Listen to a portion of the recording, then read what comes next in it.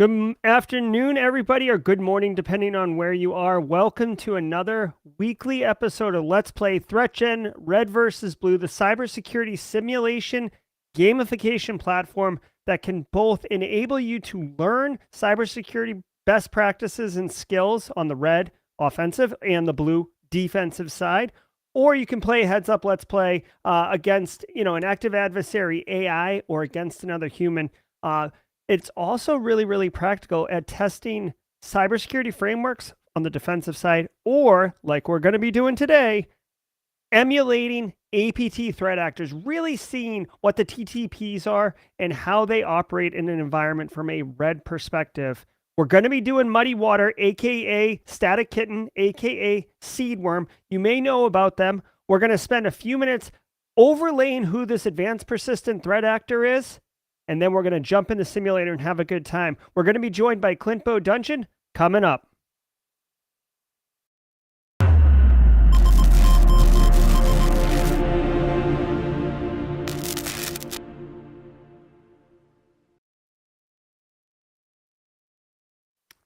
All right, Clint, how are you doing today, my friend?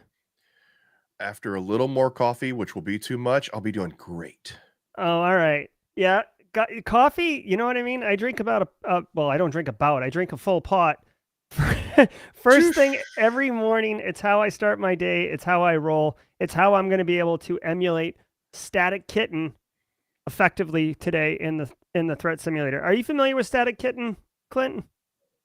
Not really, probably as much as I should be, but that's what happens when I don't work out in the field anymore and I spend most of my time in game development. Yeah. Well, I'll tell you what, they are an Iranian-based threat actor group. They target military, government, and oil and gas, which is what we're going to be doing in the simulator today. They mostly operate within the Middle East area, so attacking like Kuwait and countries around that region, although they have been known to attack other areas, in Europe and United States. It's not common, but we'll look at that. Before we get into the stream, I do want to say what's up to everybody. Hello, Alex Goodwin. Hey, Eric Taylor. Good to see you. Jay Smith. Jared Matthews in the house, and Carrie. There's about 27 of us in here right now. It's going to be good. Before we really dig in, I want to spend a minute here actually walking through this advanced persistent threat and explaining how we're going to be emulating them in the environment today. So, by the way, shout out to Anomaly, who made this little graphic with the cat on the Iranian flag. I definitely enjoyed that. This right here is MITRE ATT&CK. Now, MITRE ATT&CK, if you're not aware, is it's from MITRE, the think tank that works with the government, and it's basically a one-stop shop for all threat actor APT information.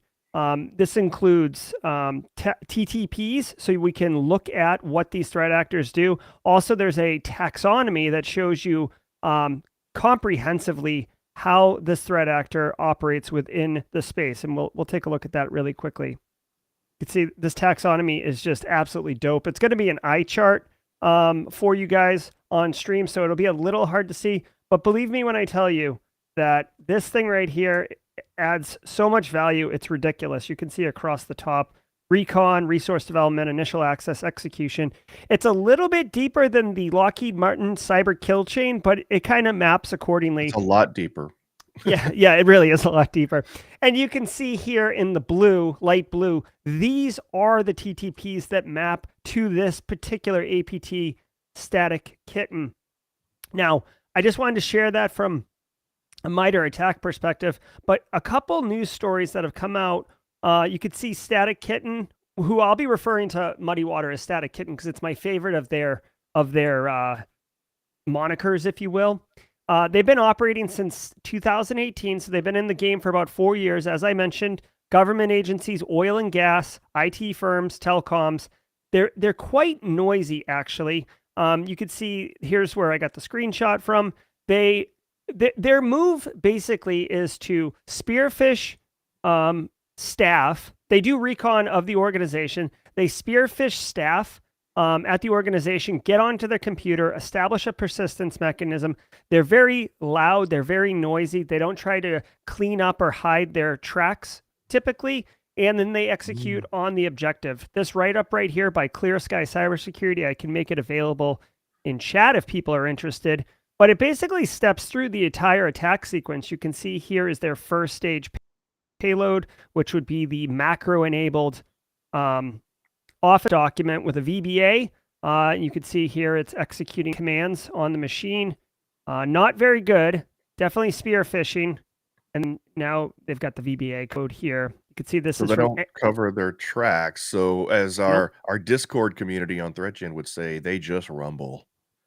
Yeah. Now you can see right here in the actual write-up of the document, they literally call it out, as I've highlighted here. MuddyWater operators do not cover their tracks and do not remove code from their open directories. So open directories being internet accessible web servers that usually will hold their payload. This is a pretty common practice for threat actors. Either they'll stand up infrastructure and host their code, or they'll compromise an organization's web server and host their code up there. And the idea is that, you know, any compromised system will be able to access that open directory and pull down second stage payloads, or, you know, whatever malware the threat actors want to put up there. This is a very nice script. So I'm thinking, Clint, in order to execute very similar to Static Kitten today, we're going to get educated and we're going to do some research on spear phishing, attacking individuals. We're kind of aiming for a P&L loss. The Static Kitten threat operators, their main goal is really more around espionage and getting data, getting intel, getting IP from victim organizations. They are not into ransomware. While they are loud and noisy, espionage is kind of their bag. So for me, red team operations, spear phishing attack sequences, looking for a P&L loss. Sound so what's good? their MO and what's their, so basically a lot of data exfiltration. So the only win condition that we have that maps that MO in red versus blue would be data exfiltration for a P&L win, I guess, because they're not actively trying to destroy the control systems, or are they dropping ransomware? They are not dropping ransomware that I have seen. Yeah. It's mostly around intel, right? So remote access tools to Ministry of Foreign Affairs. So data exfiltration. So that it basically data exfiltration, and we'll chase a P&L win based on data exfiltration. Yeah, you could see Anomaly's done a nice little, here, let me bring this up for y'all.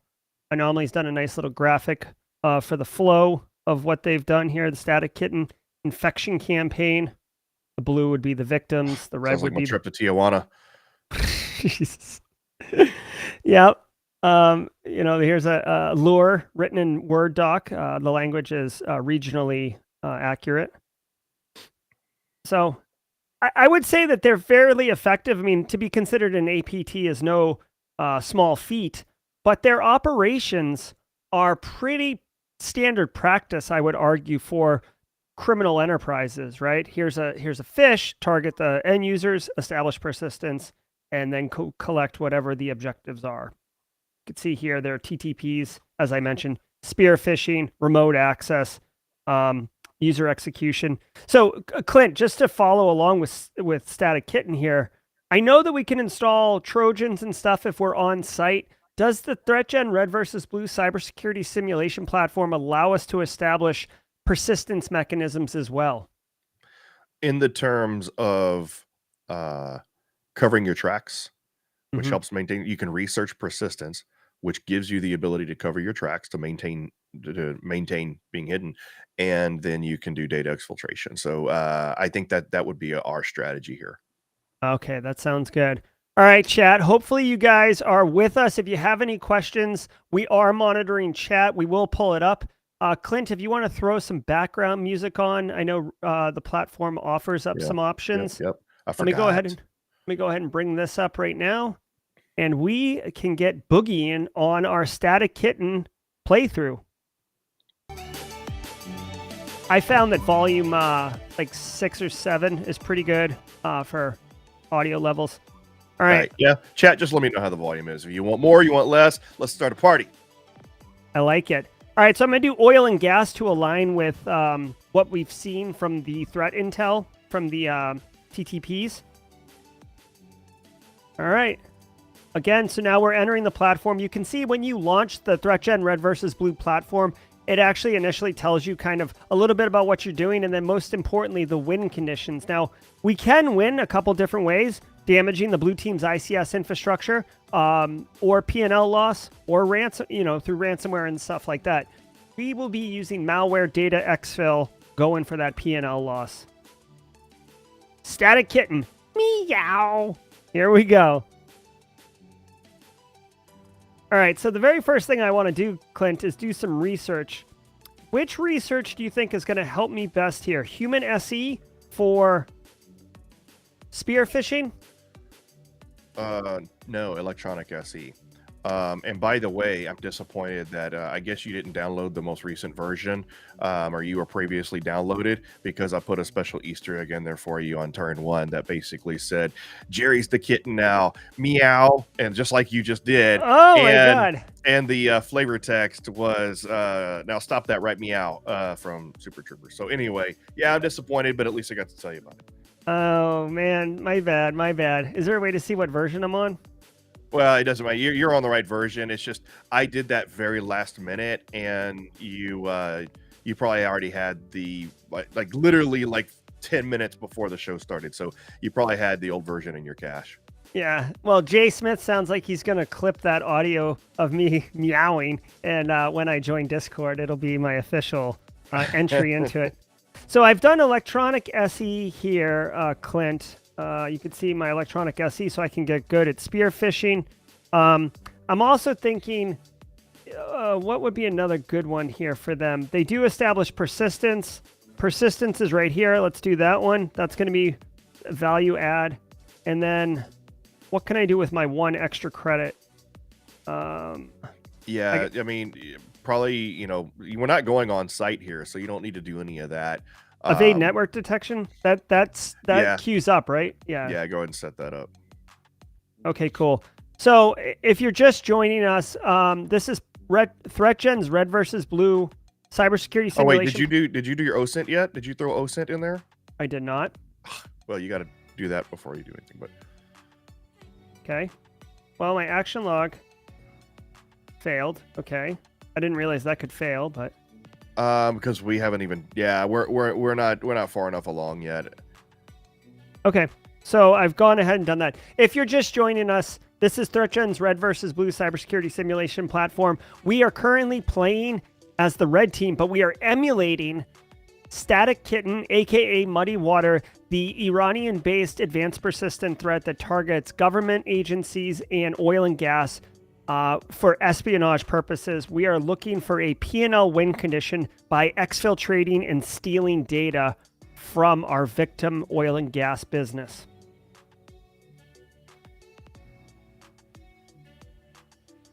Oh, David E wants me to get some hackers. That's a good point. That is a good point. I do like investing in more hackers. Let's do that. Is it add resources? I think it's add resources. David E. Yeah, you can recruit hackers or upgrade your rig. I'll recruit hackers.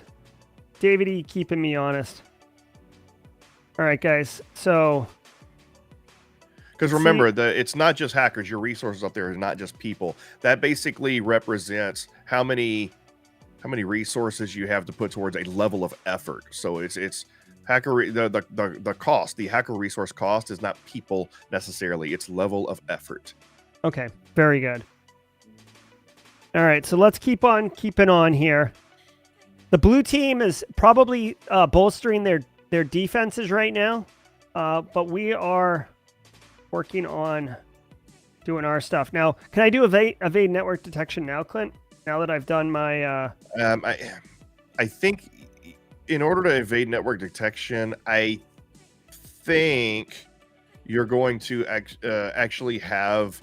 You need to have assets. You need to have assets to attack. Okay. I believe that's how it works. That might I'd have to ask Aaron. Sense. Aaron, if you're watching, I forgot exactly like the prerequisites for evade network detection because I've never actually tried to do it that early, so I didn't realize it could fail that early. That's fine, no problem. What I want to do is get to the spear phishing attack. I'd really like to use my one thing. Host scanning is not real. Well, I guess they would scan from the internet. So technically, this is not one of their goals, but we will do it. So Actually, FY, I guess it would be, right? Because they're remotely attacking. No big deal. yeah. And by the way, I'm going to take the right now. People are saying they can't see the stuff because of overlay. If we put this overlay on, then you can't see the top, the score, and then the resources. If we put this overlay on, then you can't see the bottom. So when we have this on screen, I'm going to take the overlay off for right now. You can that way everybody can see everything. Yeah, now we could do you're not that. going to be able to see our next turn button, and you're not going to be able to see his little buttons down there. But I mean, there's nothing really to see on the bottom bar so much other than our beautiful faces and just the buttons. But I mean, we'll leave it off for now. That's fine. No, that's good. Aaron Shabib reporting that evade network detection does have a chance to fail. So when we knew that, I just didn't know if there were any other prerequisites that improve the chances of success or cause it to fail in the beginning. So yep. So just to remind everybody, we are playing as MuddyWater, aka Static Kitten, the Iranian-based threat, who are known for their spear phishing attacks, establishing persistent mechanisms, and doing espionage. And that's what we're doing today against this poor oil and gas company. Yeah, so I'd say right now, like the research that we need to be doing is definitely, like Aaron says, we need to be doing IDS evasion skill, increasing the IDS evasion skill. We need to be researching persistence, and we need to be researching our electronic SE skills. Those are going to get us skilled way up to make sure that we have success in both gaining access to the system as well as that persistence. Okay, so our persistence is fully yep, that's a one-time thing. Either you have it or you don't, right? All right, so we're good there. We are going to do electronic SE, and what's the other one? Get that way up. Electronic SE and IDS evasion. Yes, IDS evasion. Okay, so this is perfect. Let's build electronic SE as a priority, so we can spearfish successfully, and then IDS evasion. You know, basically once we own an asset. Okay, it looks like we did our little research here. We're going to port scan these devices that we were able to discover over here. And I'm going to do it in order of IP addressing, okay? And I would say that if you're staying in accordance with the TTPs here, we don't want to do any direct attacks right now. Everything should be spear phishing. Agreed. I'm just doing recon right now. Right. Since I have the turn cycle. Alex Goodwin asking a question of how long to wait until spear phishing. That's exactly where I was going. Well, I mean, I was thinking when electronic SE is beyond halfway, I feel like it's good. I mean, this is an advanced persistent threat. They are good at spear phishing, so I want this to be... well, just keep in mind that the longer you wait, then the more time the blue team has to bolster up their social engineering style skill or type skills. Defensive, I should say. Siva asking if this game is free. Clint? It is not free, although so on the pro version is not free, and there's not a demo version that is on ThreatGEN.com. However, if you would like a lower cost option to try it out, you can search for ThreatGEN on Steam. It is on Steam, and about every 6 weeks or so, it does go on sale at 50% off for like $8. I don't know what it currently is, but I know that this past week it was at $8. All right. So I have queued up spear phishing attack, which will take 3 turns. So I can do, I'll have IDS evasion, and I can do another electronic SE next turn. So when our electronic SE research completes, the spear phishing attack will execute, and we will be definitely over that halfway point. We also got 2 extra hacker resources you can see up here. So we're implementing the David E model. Okay, so action log completed. We've just finished our electronic SE. We're going to do another electronic SE, which should roll us right up to when the spear phishing attack completes, okay? All right, we are good to go. I'm going to just go ahead and end the turn. There you go, Lacey Cochran.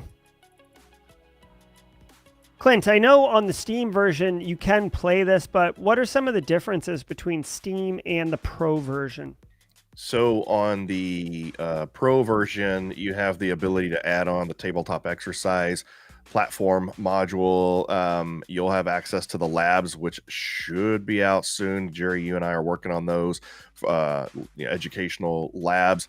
There is course content. Some is available, some is still being available. So e-courses, things like that.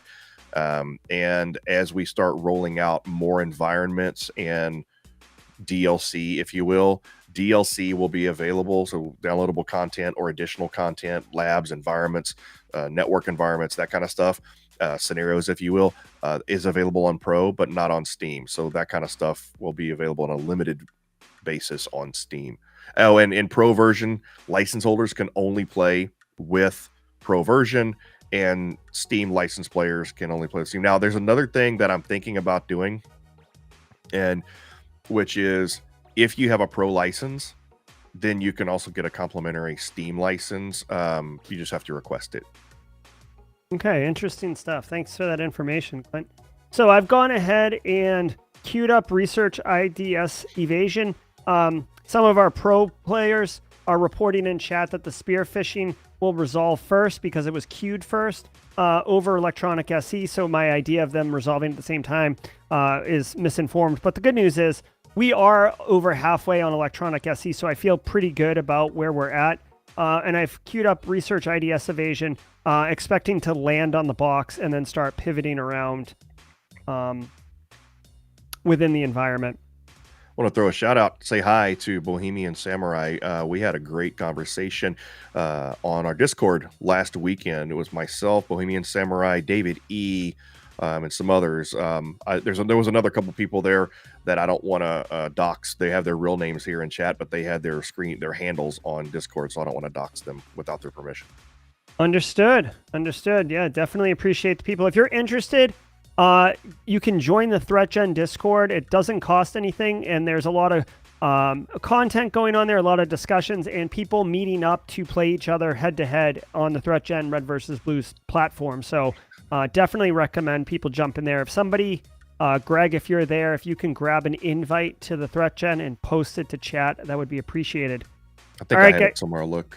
I've got good news, people. Good news. Here we go. Can I do a, let me see. Wait, I don't think you'll be able to hear that. Oh, I just played a cash register sound, but you guys can't hear it on chat. So I'll have to work through that. But anyways, the good news is we successfully spearphished and we've successfully compromised an asset. We've got pivots. Let's take a look at what we got. Great. Steph? I don't know if that's our Discord or yours, but so that's somebody's Discord. Who posted that?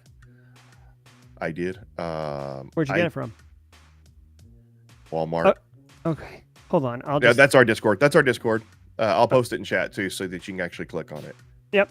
So I'm Carl, aka Steph, opened a resource. Let's look at what we're doing. We want to start moving laterally from in here. We want to cover our tracks. Well, actually, so here's the deal. Static Kitten does not cover their tracks. They're actually quite messy. So cover tracks is not an option for us in this gameplay.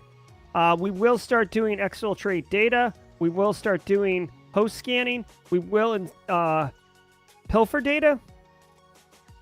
Does that help P&L loss? Clint? Sorry, what? Say again? Does pilfer data help with P&L loss? No. Pilfering data... pilfering data is going to help with, I forget which one. Password attacks? Yeah, so there's grabbing credentials helps with, I guess, password attacks, and pilfering data helps with social engineering, I think. Okay. So you definitely, pilfering data will help you. Yeah, let's do that. And then next turn we can install disruptive malware. Okay? So we've got a box, we've got a foothold. We cannot cover our tracks. We can do evade network detection, though. We should do that sooner than later. In fact, I'm almost wondering if I should remove host scan and do evade network detection. Evade network detection is only if we do an attack, right? Like a straight up attack on a box, which we're not doing yet. Okay. All right, I'm going to pass the turn. If you just got here, we are playing. Actually, Clint, you may want to put this in a caption. We are emulating Static Kitten. APT in the red team environment. Holy crap. Right, look at what we got here. This is going to take me a minute to sort out. Steph? The box we cracked, Steph 10. Yikes. Holy crap. 199, 101. All right, so this is all lateral. Oh, God.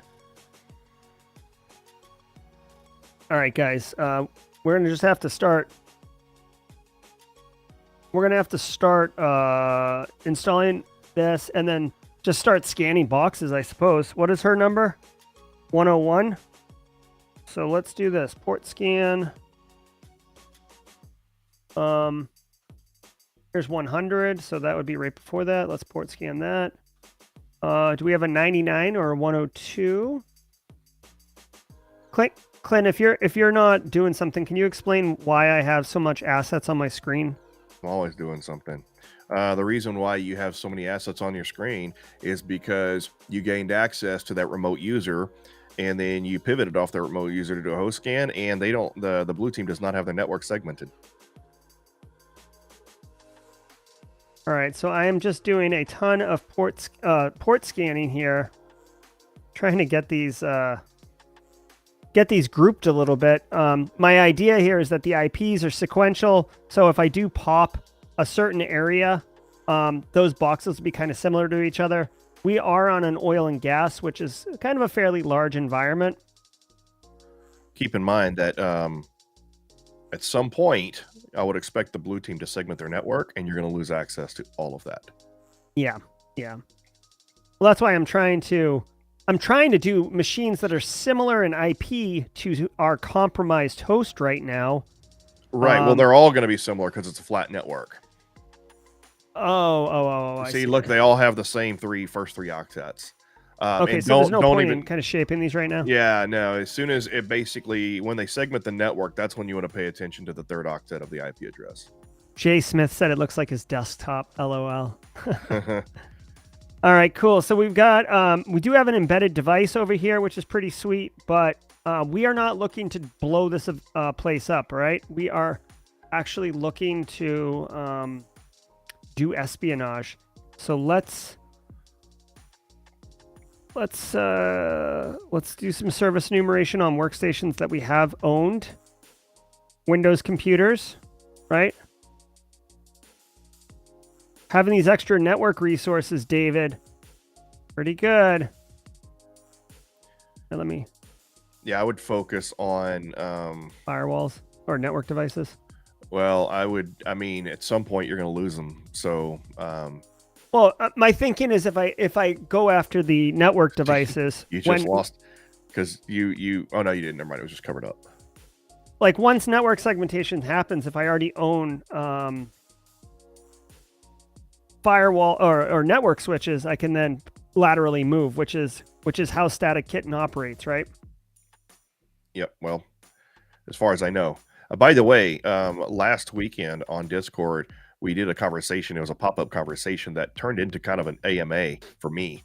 I'm going to do another one this weekend, but I'm going to actually schedule an AMA. So anybody who's on our Discord who wants to join that AMA with me and any of our other developers that want to join, I'm going to go on there. That's an AMA that you can ask questions about not only the game and how the game goes, but you can also ask questions about the cybersecurity career field. We talked last weekend all about just kind of tips and tricks about how to get into the cybersecurity career field, that sort of thing. So I'll be talking. I'll schedule it on our Discord. I'll announce it on our Discord, and I'll do an AMA. I'm going to start the conversation off by kind of me telling my story about how I got into cybersecurity, and then we'll just take it from there.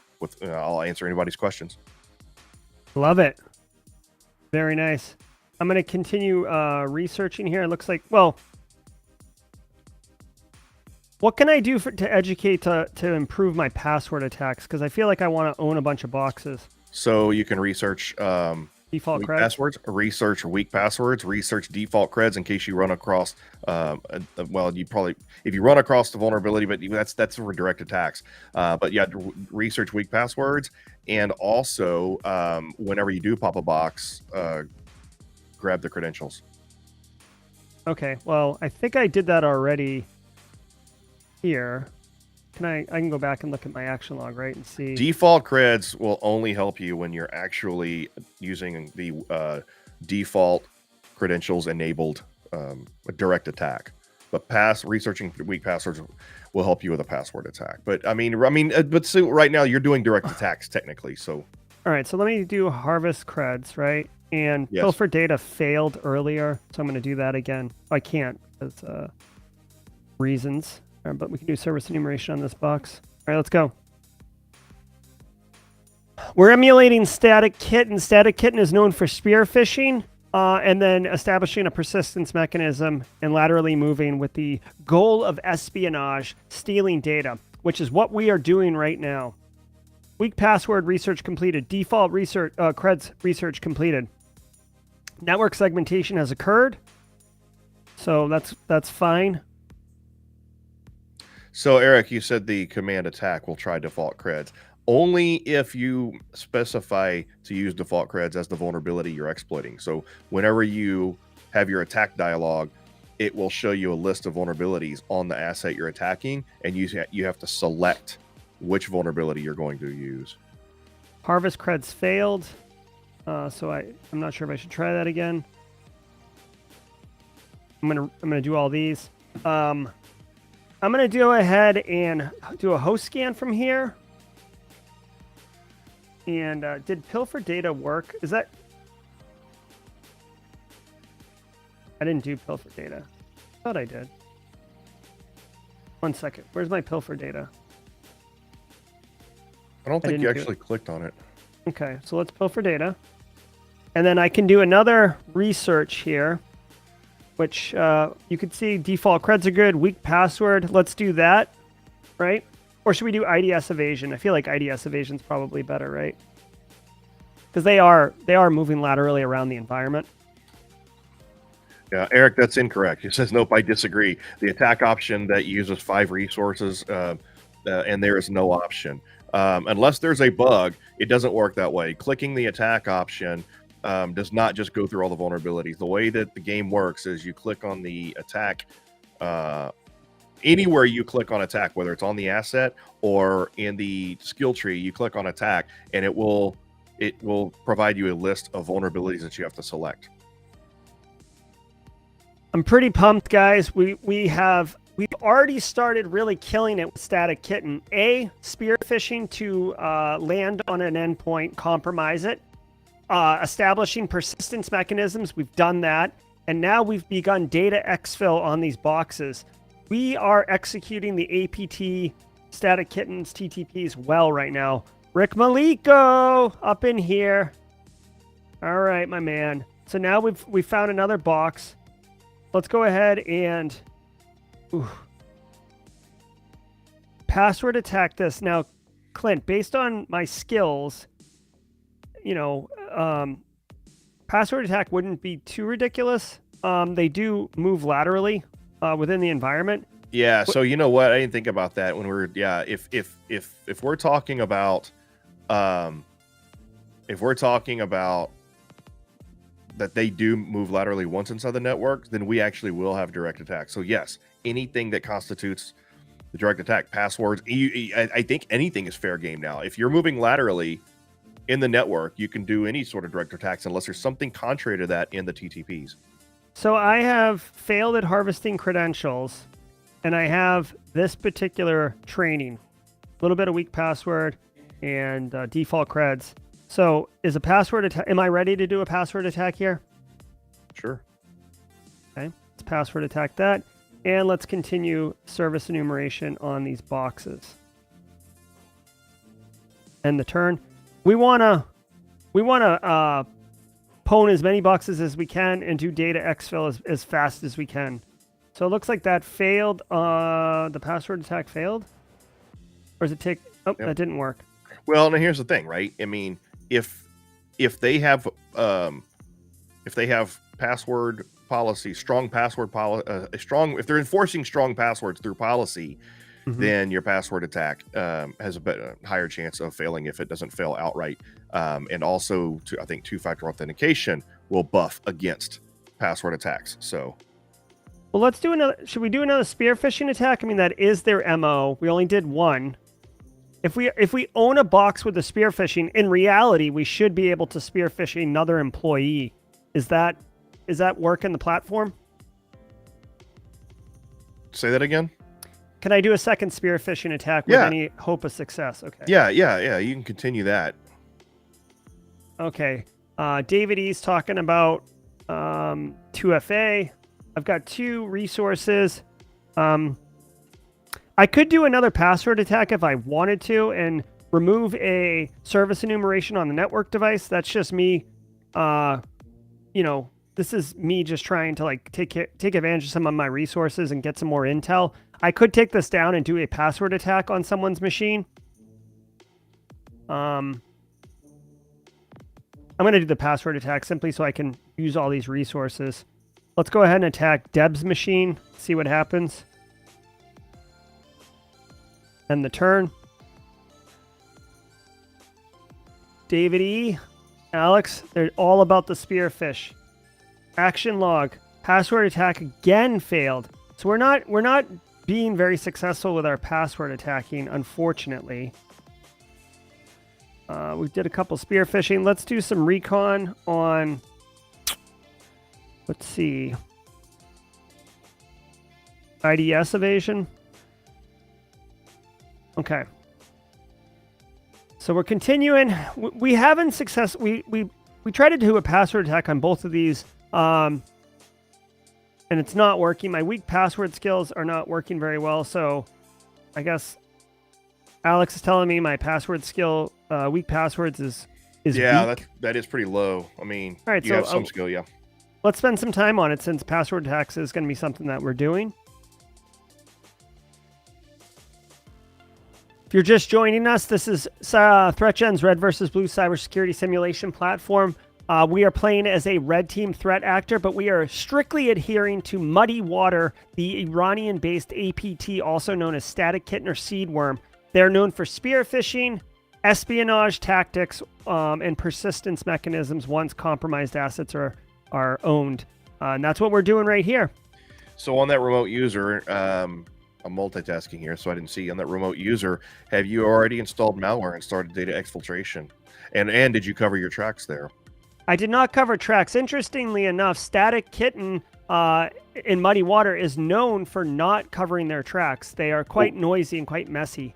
In game, then, it's really difficult. What's the difference between persistence and covering your tracks, right? I mean, if they're really noisy, typically with a persistent threat, covering your tracks or installing rootkits is part of it.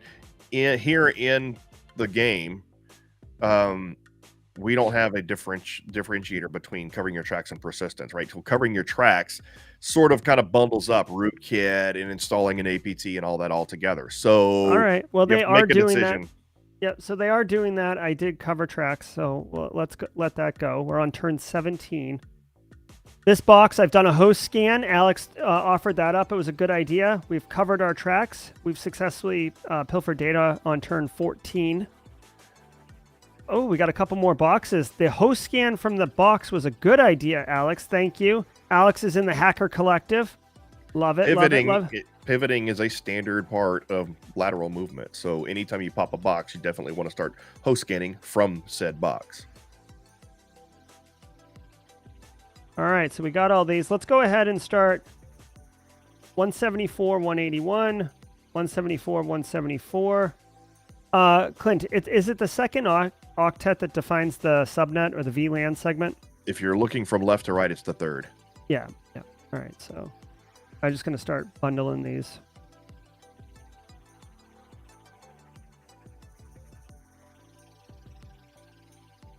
All right, these are all the 174.x's. This is 124, and this guy is 124. So this looks like it could be some type of corporate asset.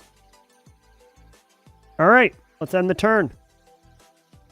These are all in the DMZ. Email campaign, let's go. All right, we're going to do a bunch of port scans, see what we got. Our spear phishing attack failed, unfortunately. So we're going to have to do that again as soon as we figure out what all these assets are. It'd be nice to pop another box. It'd be nice to pop another box, guys. Yep, so keep on doing. You're going to have to search for, now that you have all those remote users, but it would be nice to pop an internal box. So if you could find something, yeah, you need to keep doing your service enumeration. Once you have all your service enumeration done, you can start looking for vulnerabilities. Yep, I like it.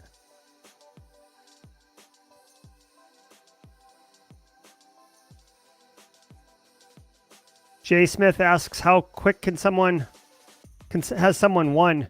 Well, Eric Taylor on stream last week, he moved pretty quick. I think he beat Matt Lee in like 4 minutes or something like that. I mean, it was bananas what happened the other day. But in terms of turns, I think 7 turns is the quickest I've seen, maybe 6. And like people have won. And basically, one of the quickest ways to win is with spear phishing. Get lucky with a spear phishing, pop in the engineering workstation, giving you immediate proxy access to the PLCs, which allows you to damage the process. That's kind of the quickest. All right, so let's do some vulnerability finding, right? Do some fuzzing. Just look for public to start with. Just look for public vulnerabilities. That's the quickest. That's going to give you. It's going to give you a 1-turn vulnerabilities, and then if you want to look for 0 days, then I would say maybe pair that. I can't see resources. Pair it with fuzzing. I have 6 resources, so let's do fuzzing, and then there was a talk about doing an attack campaign, like an email attack campaign. Yeah, that would be on brand phishing. for them. So remember, when you do a campaign, once it's set up, when it says it's successful, that means it is successfully set up, and that's going to take away 3 resources permanently as long as the campaign is running. Okay, but if it's running and working, we may pop more boxes. Correct? Possibly, yes. That's okay. That's the goal. Let's do it. New vulnerability sounds. All right, so we're good here. All right, let's pop some boxes. All right, let's see. All right, so Rick Maliko, I'm feeling you, buddy. Remote file inclusion, we don't have any skills there. We don't have any skills on anything. Oh boy, so outdated software, local file inclusion. I think outdated software might be a good one. I hate that vulnerability. We have all these, directory traversal and incorrect access. We have all these individual vulnerabilities, and then we have incorrect access control and outdated software, which is ridiculous. Something I'm working on fixing, but so everything's more granular. It's hard to do TTPs whenever you just have outdated software. Yeah. As a vuln option. All right. So since I don't have any skills in any of these, does any of my existing skills, Clint, lend itself to any of these attacks? Well, if you're moving laterally, any of those, yeah, just look at the vulnerabilities that you have, and that'll tell you what skills that you need to research in terms of moving laterally. If you're doing direct attacks. Now, just remember, so gathering credentials, pilfering data is going to help improve your social engineering, which is for your spear phishing and your email attacks. And then if you're moving laterally, then you need to up your password skills. You need to... well, I only have one credit right now, or one hacker resource, so I can't really do much. Yeah, except... there's no research you can do. At this point, I don't think there's anything you can do according to the current TTPs with one resource. Well, I'll host scan from Steph, just, since we own her box right now. Let's do this. Evade network detection with one asset. Very, very good point. Very good point. Oh, looks like we got Aaron Shabib box, and this looks like it's in a different network segment, the 149 segment. We haven't seen this one yet. These are all 174. That's not Aaron. That's G Shabib. So it's maybe one of his relatives. Oh, okay. Well, the good news Nina? is we own it. We own it, so let's do it. Let's cover the tracks first and foremost to establish our persistence mechanism and pass the turn. I know what it is. It's Greg Shabib, and you know, maybe you know, there's something weird going on there. All right, so our email campaign is going on. Let's give it 5+ turns, Clint. Started on turn 20. So let's give it to turn 25. We're on 23 right now. All right, let's install disruptive malware. Let's do host scanning. And let's do, well, hold on. Let's get rid of disruptive malware and let's do pilfer data, right? Because that's our P&L one. Is that correct, Clint? For the P&L. Exfil? That's Exfil. actually, Exfil. Exfil is what they do. Yes, yes. All right, so let's exfil the data. Try to move this so your camera looks good. All right. Again, if you're just joining us, I'm operating as MuddyWater APT, aka Static Kitten, aka Seedworm, an Iranian-based cyber threat actor group that is known for attacking government organizations, mostly in the Middle East, and oil and gas places with espionage. Oh, you popped another box, it looks like. No, you got, well, yeah, oh, yeah. I did a scan from Shabib. So let's go ahead and continue the port scan. These are all the 149 network segment. You can see Shabib's in the 149. So we're doing all right up here. Yeah, so we have a suggestion on Discord that, you know, if you upgrade your rig, then you'll get more resources. I don't know if you recruited hackers. It looks like you did, because you have 7 resources. Upgrading your rig, it's expensive, but it gives you another resource, maybe 2. I can't remember. All right. We can, let's see. Upgrade the rig is 5 resources for 4 turns. That's incredibly expensive. Let's keep, I have 0 resources right now, so I'm going to go ahead and pass the turn. All right, Nathan Bolin, thanks for hanging out with us. Good luck. Hopefully it's not an emergency. All right, so I'm going to end the email campaign, Clint, unless you think we should go another turn. It's been 5 turns. Maybe no, after 5 turns, I'll let it cool down. All right, so let me go ahead and shut it off. And let us...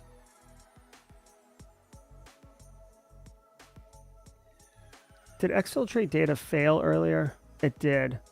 Oh, you try it again. Yeah, well, I have to clear the queue. Hold on 1 second. All right, there we go. We're on turn 25.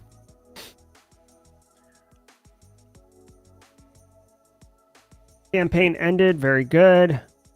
Yeah, check the IP addresses on... I would check the IP addresses on those Windows computers. I think those are in the... David E seems to think that there's a workstation that is not in the user space, but maybe...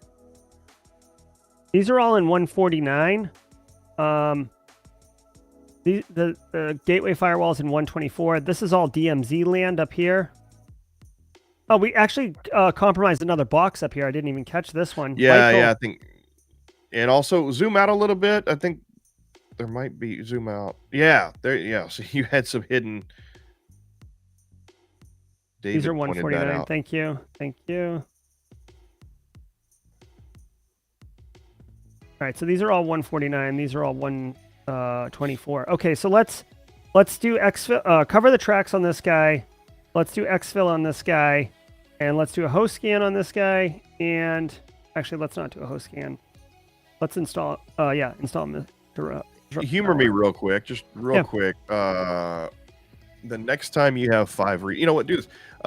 Click on a box that you have vulnerabilities on, like anything. Like, okay, click attack. Yeah, see right there. You have the option to select vulnerabilities. Click cancel. Go into your directory, your action tree, real quick. Go all the way to the right. Click attack. No, or I mean, the plus button. Yeah, see, it's working properly here. Yeah, I'm just all right, proceed. I was just double checking to make sure that you don't have the bug that Eric said is present I'm not saying Eric is wrong. I just want to make sure it's not here right now while you're trying to play on stream. Yeah, no problem. No problem. So just to reiterate and catch everybody up, we are operating Static Kitten, which is social engineering through spear phishing and email campaigns. Once we get in the boxes, we establish persistence and start exfilling data. They're espionage focused. And that's what we've done here. We own these 2 users' laptops, so they're in the DMZ. We've taken them over through social engineering. We spearphished Steph, and we did a basic generic phishing campaign for Michael and Shabib, and we own them. Shabib is an internal user on some network segment internal to the organization, not remote workforce. So that's pretty good, which gives us access to these assets right here. In our action queue, we are exfiltrating data and covering tracks and host scanning from Michael, and we're installing disruptive malware. So we just own this box right here. So we're taking all the actions that we want on our newly discovered asset. Okay. Tracks covered. Very good. Okay, we did a host scan from Michael. It didn't reveal much, which is kind of on brand because it is in the DMZ, and we already own the DMZ through Steph. Let's see. Let's pilfer data. Install disruptive malware.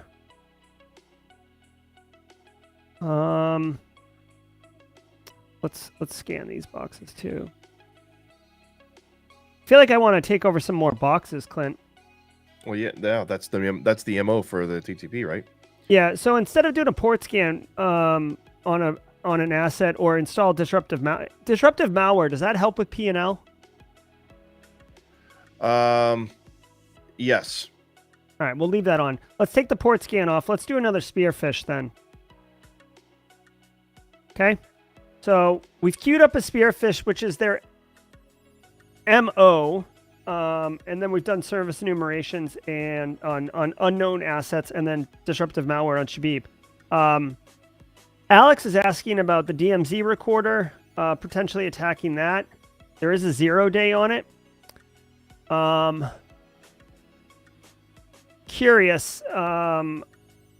What's the logic, Alex, with the DMZ recorder? I'm not saying it's wrong or right. I'm just asking kind of what you're thinking on that, because I'll pull back some of these. Well, 5. Wow. So that's a data historian, and if you pop it, you'll be able to see like PLCs in the process control zone, but it's not going to give you control of anything, and it doesn't really follow the MO of the TTPs. Okay. Yeah. So I'm gonna. Oh, you're right. Alex is right. So it's a big P&L hit. Yeah. The data. So also remembering here, you got to consider the P&L values. So if you were going for a win condition, using data exfiltration and all of that for the P&L victory, you have to consider high value targets, and the data historian in the DMZ is a high value target, whereas these remote users and user space workstations are lower value. Well, I have a 0-day here, but I don't have any research on it. What are your thoughts around that, Clint? I mean, they are an APT, but it is a 0-day. There's probably a chance that it's not patched, and in fact that you can see it there. It is a great chance it's not patched. Number 2, I mean, in general, you always have a chance to be successful with an exploit, even if you don't have your skills leveled up. It's just that leveling up just increases the chances of success. All right. Well, we can give it a shot. I don't want to wait 2 turns to study. And if it fails, then we'll do some study and we'll enumerate these boxes and continue on. Yeah, and David E brings up a good point in that there is a success percentage meter tied to the level of complexity for the exploit. So some vulnerabilities are more complicated to exploit than others, and that is reflected in the simulation here. So that's interesting. I didn't command realize the injection. Yeah, command injection is less technical than Stack Overflow. Thus, you have a better chance of success with command injection. Well, it makes me wonder if I should. I would argue. I'm the one that created that hierarchy, and I would argue some command injection depends on the command injection, depends on the Stack Overflows. Stack Overflows are kind of easy to exploit, but Well, it makes me wonder though, like because it's a 0 day, I feel like I should do some research on it. The command injection is easier, but it is not a 0 day, which means it's less like it's more likely to be discovered by blue team. Yeah, So what do you I think? would upskill in Stack Overflow. I don't even whenever I designed these vulnerabilities, I don't know if I don't know if I meant web-based command injection or if I was or like DLL injection type command injection. I don't know what I was thinking. So Filter data, harvest creds. Let's do filter data. All right, let's pass the turn.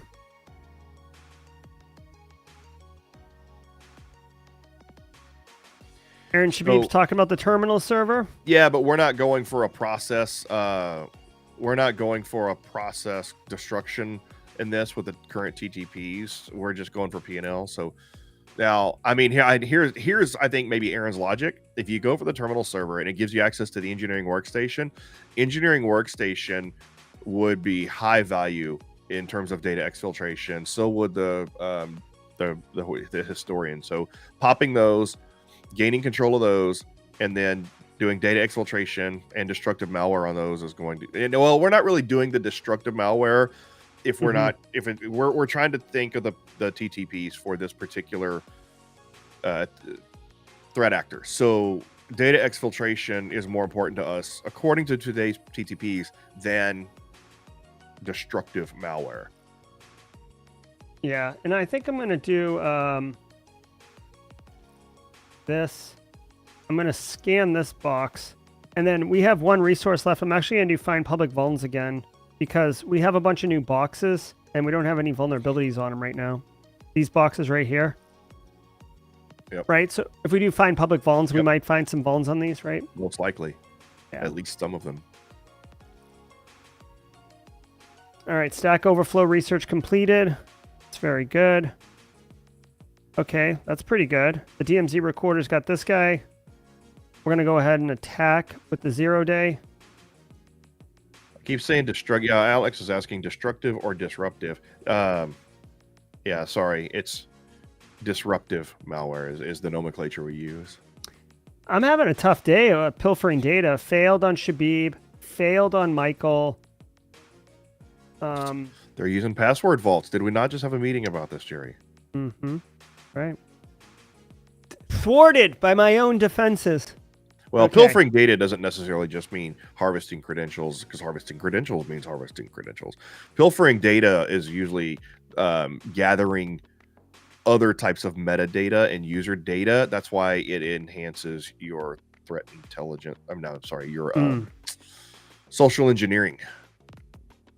I'm going to try to study another thing here. Like I can do some research. I can either enumerate this guy. Actually, you know what? Let's do evade network detection 1. And let's enumerate that for 1. Okay. Again, maybe, I don't know, like upgrading the rig seems so expensive. It's like to me, it's like on the blue team when you hire a staff. It's like, it's just too expensive.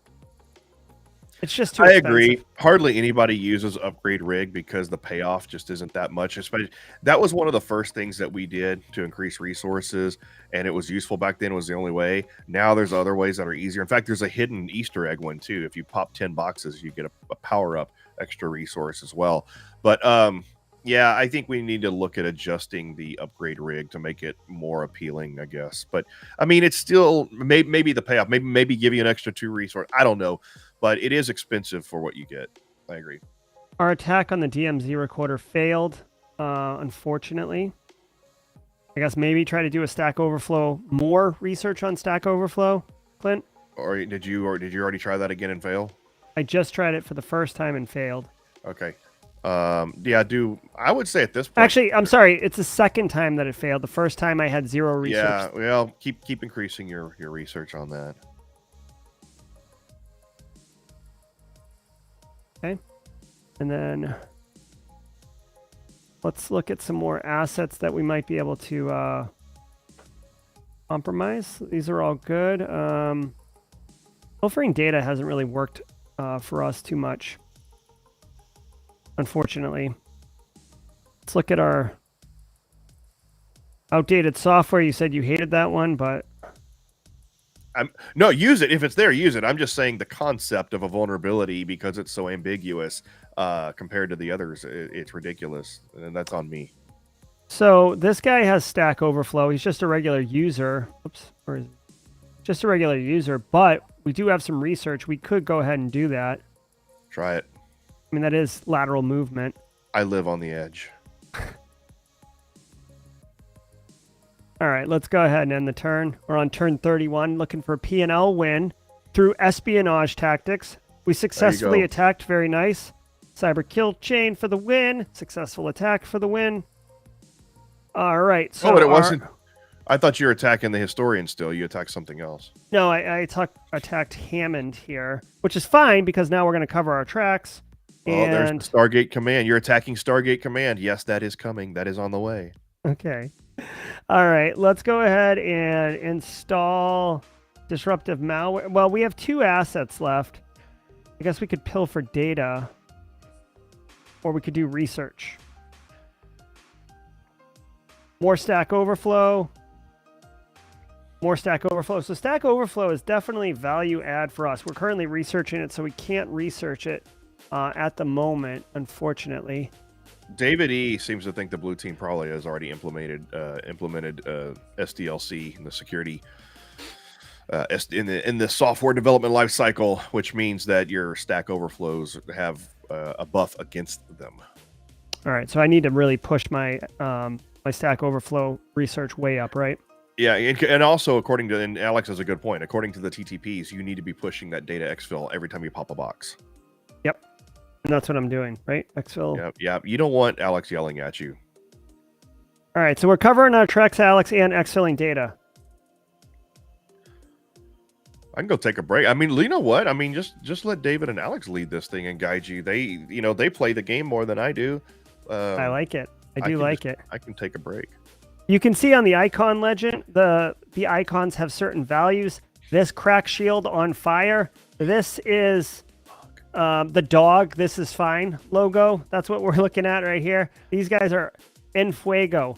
Our data exfil was successful. That's very nice. We were able to cover our tracks, which is fantastic. Let's go ahead and you want to attack the DMZ recorder now with our Stack Overflow? Yeah. Maxed out. Here, let's do research on Stack Overflow and attack it. Yep. So Alex says, I have a more awesome hat, but that's only because Alex kind of freaks out whenever I don't wear a hat on stream. It bugs him. He's afraid of change, and so you know what? We're gonna have merch soon, and I think we're gonna now. This is kind of a premium hat, but we're gonna have got the ThreatGEN here anyway. But we're gonna have hat merch. All right.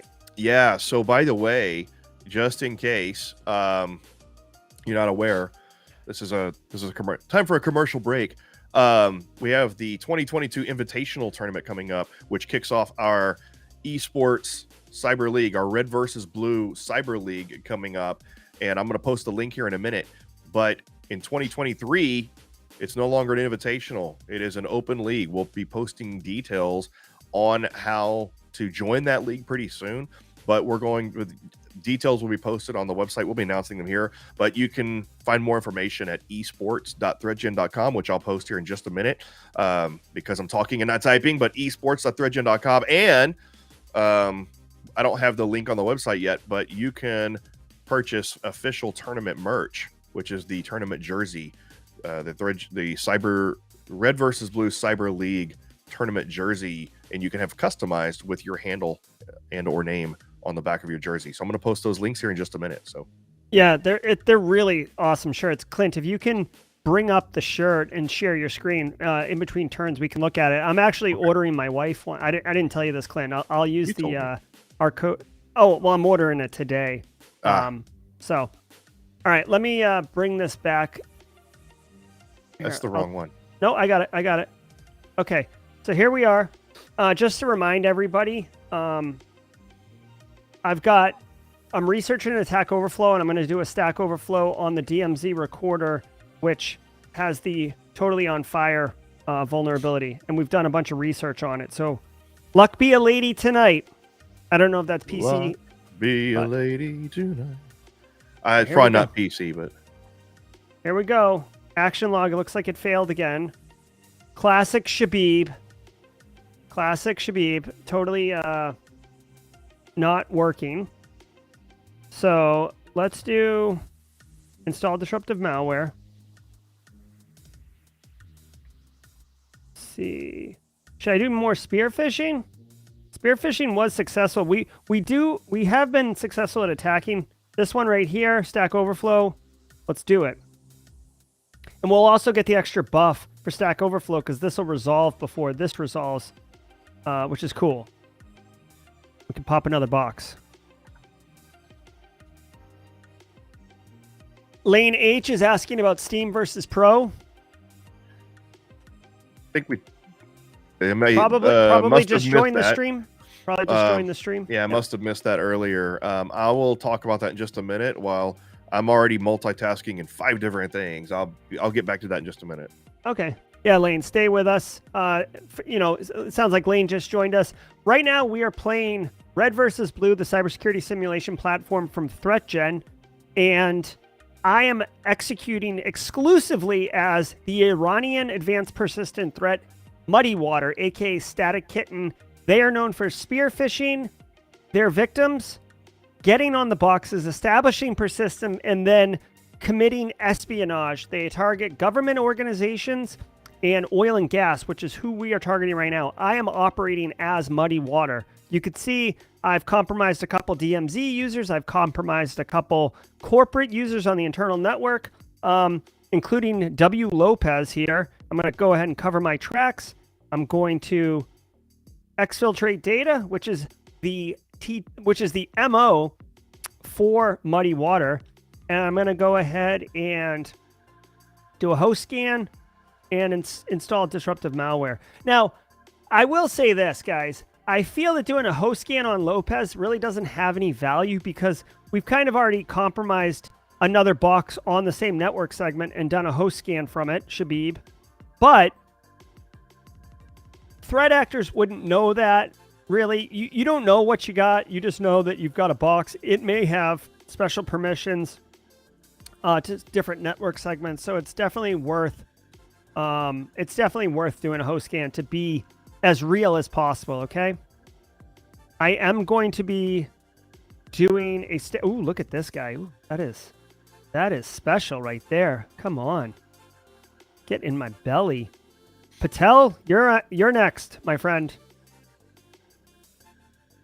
Bodungen, you're coming. You're going to be there too. It's not whose name starts with a U? U Bodungen. What is Ulysses Bodungen? Ulysses.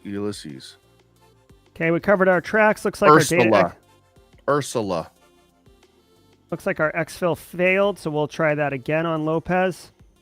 But Patel, let's do a Stack Overflow attack on Patel, and let's do exfil data on Lopez. Passing the turn.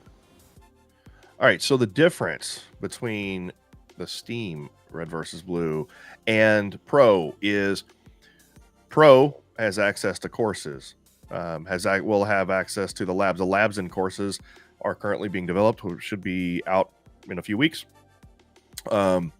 Also, as we develop new environments and content and DLC or downloadable content, Pro will have access to more of that, and Steam will actually not have downloadable content for the foreseeable future.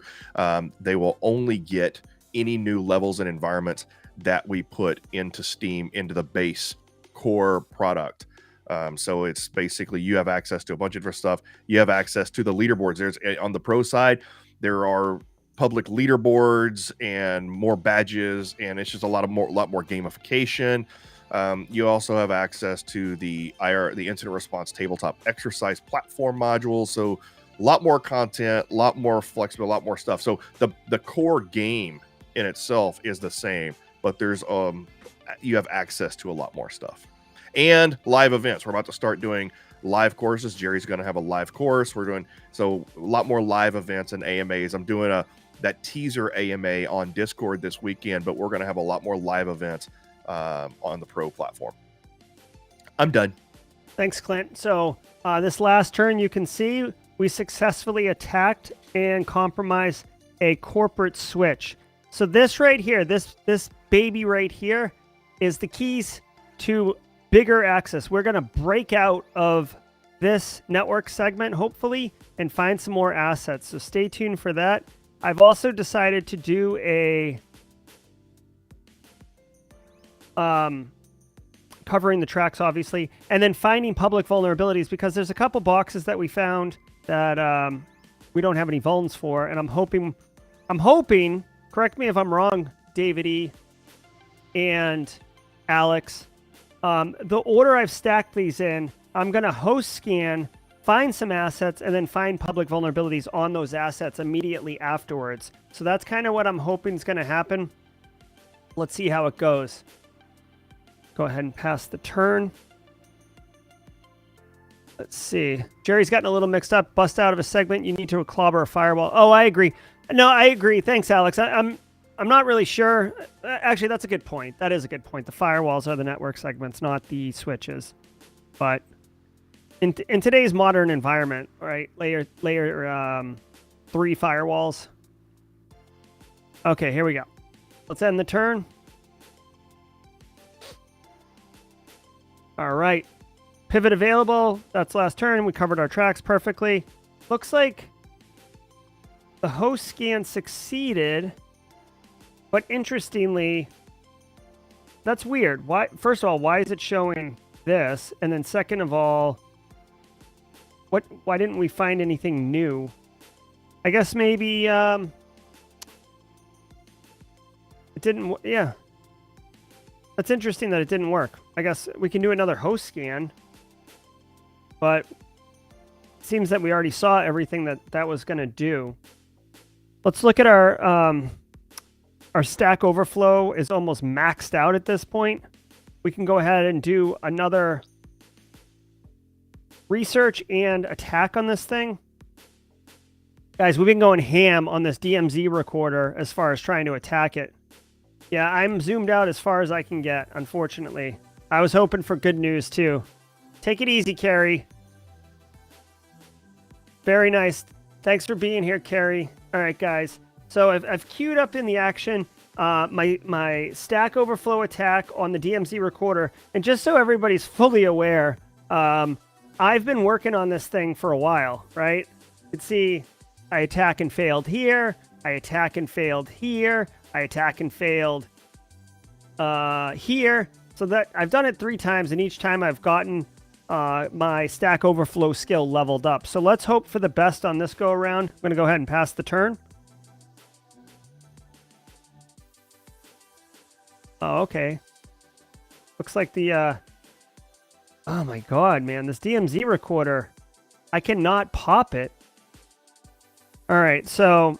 looks like the host scan succeeded, but we didn't find anything. Let's continue attacking assets and doing data exfil.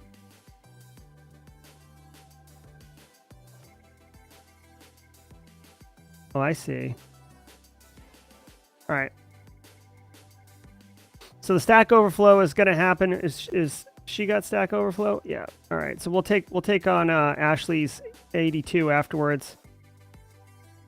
See what happens. Come on. All right, so our Stack Overflow attack on Patel failed again. So either that's been corrected, I guess, or what. But, I mean, we are almost fully maxed out and not being able to do anything in there. Let's do a Stack Overflow on Ashley. See if we can get her box owned. And then just looking at compromised assets to see what we can do. All right, we can install disruptive data here. Hey, Alonzo, this is ThreatGEN's Red versus Blue cybersecurity simulation platform. It allows us to learn. I'm executing as a red team operator in a blue team environment right now, but I'm playing as MuddyWater, the advanced persistent threat from Iran. So I'm strictly adhering to their TTPs. but you can see. Oops. Sorry. That's fine. That's fine. Go ahead and just. Yeah. There you go. There's our esports.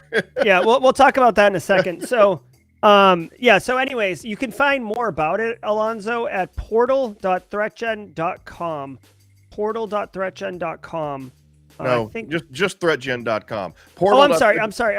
Portal.threatgen.com is the actual login. Yeah, I'm sorry. I type that in like all the time. That's why I said it. So threatgen.com. All right, let me go ahead and pilfer data on this box really quick while I'm here. Okay, so before I pass the turn, Clint, we did talk about the esports jersey. You want to throw it up there? Yeah, there it is. So, that's not the link to order the jersey there. Oh no, here so, I'll change. Yeah, it. it's actually here. I got the bit.ly. Actually, no, okay, yeah, that one. Yep, that's it. So that's for the 2022 invitational tournament to kick off the Red versus Blue Cyber League. All of the competitors will be wearing that jersey. You can order your own jersey, customize it with your gamer tag, your handle on the back, and all that good stuff like that. This is not for money. Like we don't make anything off these shirts. It's pure. I mean, I think we make like $1 off each shirt. So unless we sell 1 million of them, we're not doing too good. But it's not for the money. It's literally just for promotional and just hey, so you can be a part of the event and the action and support the Red versus Blue Cyber League. Yep, it's very cool. I like I said, I'm getting one. I just dropped a link in chat. I'm buying my wife one later today. So like as soon as this stream ends. Now, Alex asked, why am I pilfering data?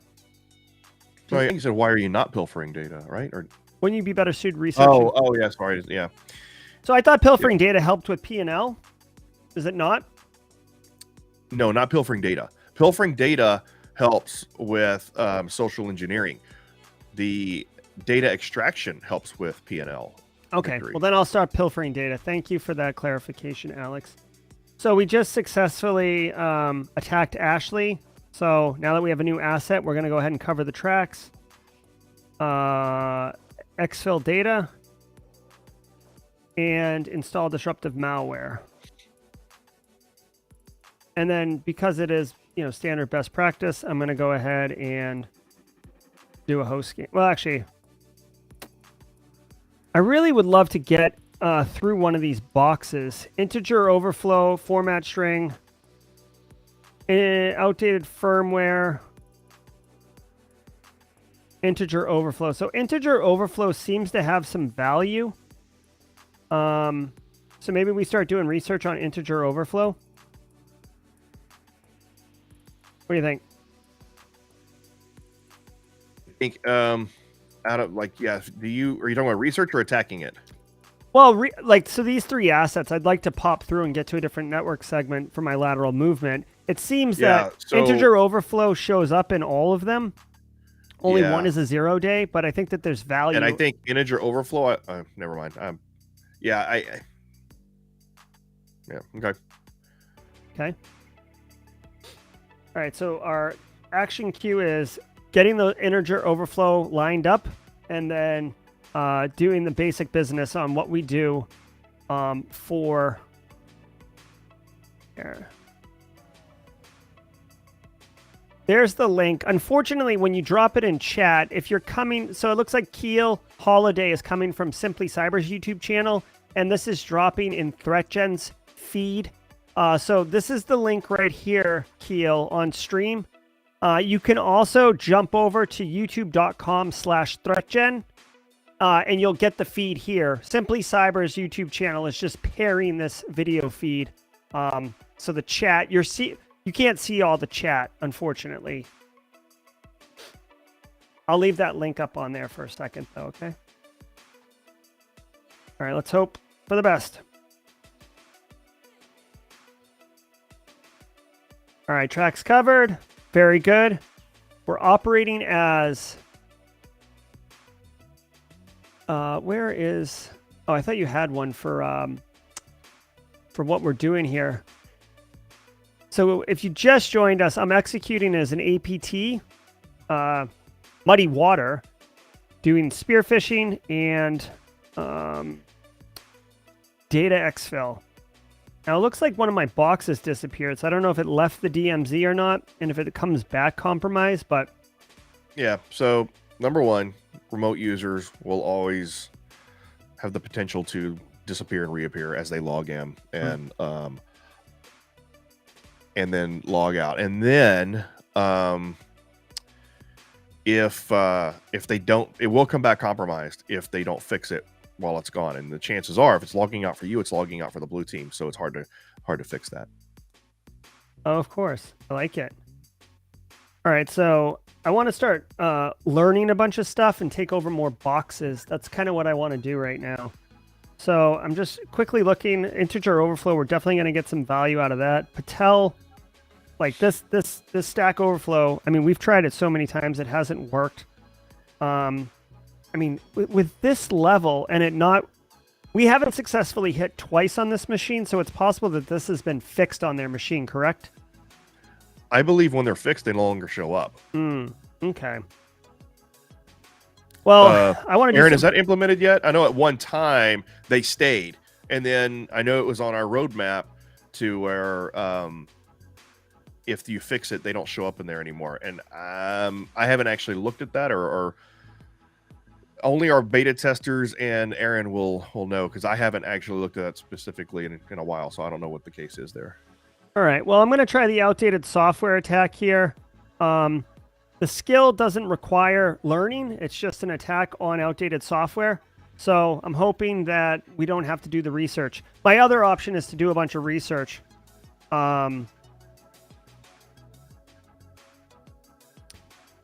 It's either to attack or do research. So I'm going to attack Liamoto right now. If it doesn't work, I'm going to go ham on researching. Here we go. Doesn't look like we were successful in attacking or compromised users back. That's good. The DMZ firewall has a integer overflow 0 day, which is nice. Our attack failed over here. So let's do this. Let's attack. Let's continue the research, and let's do the attack on this guy right here, okay? Or do you think we should wait, Clint?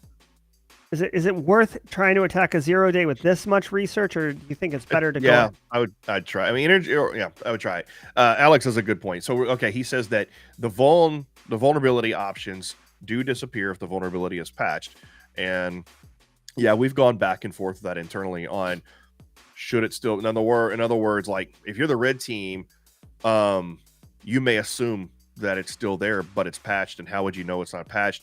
We made the assumption that you're basically, when you're on that box, you're keeping an eye on it. You're basically checking to see if that vulnerability is still there and still valid. You know, and I know that, like, so let's say you're doing Metasploit, right? The script kiddie framework.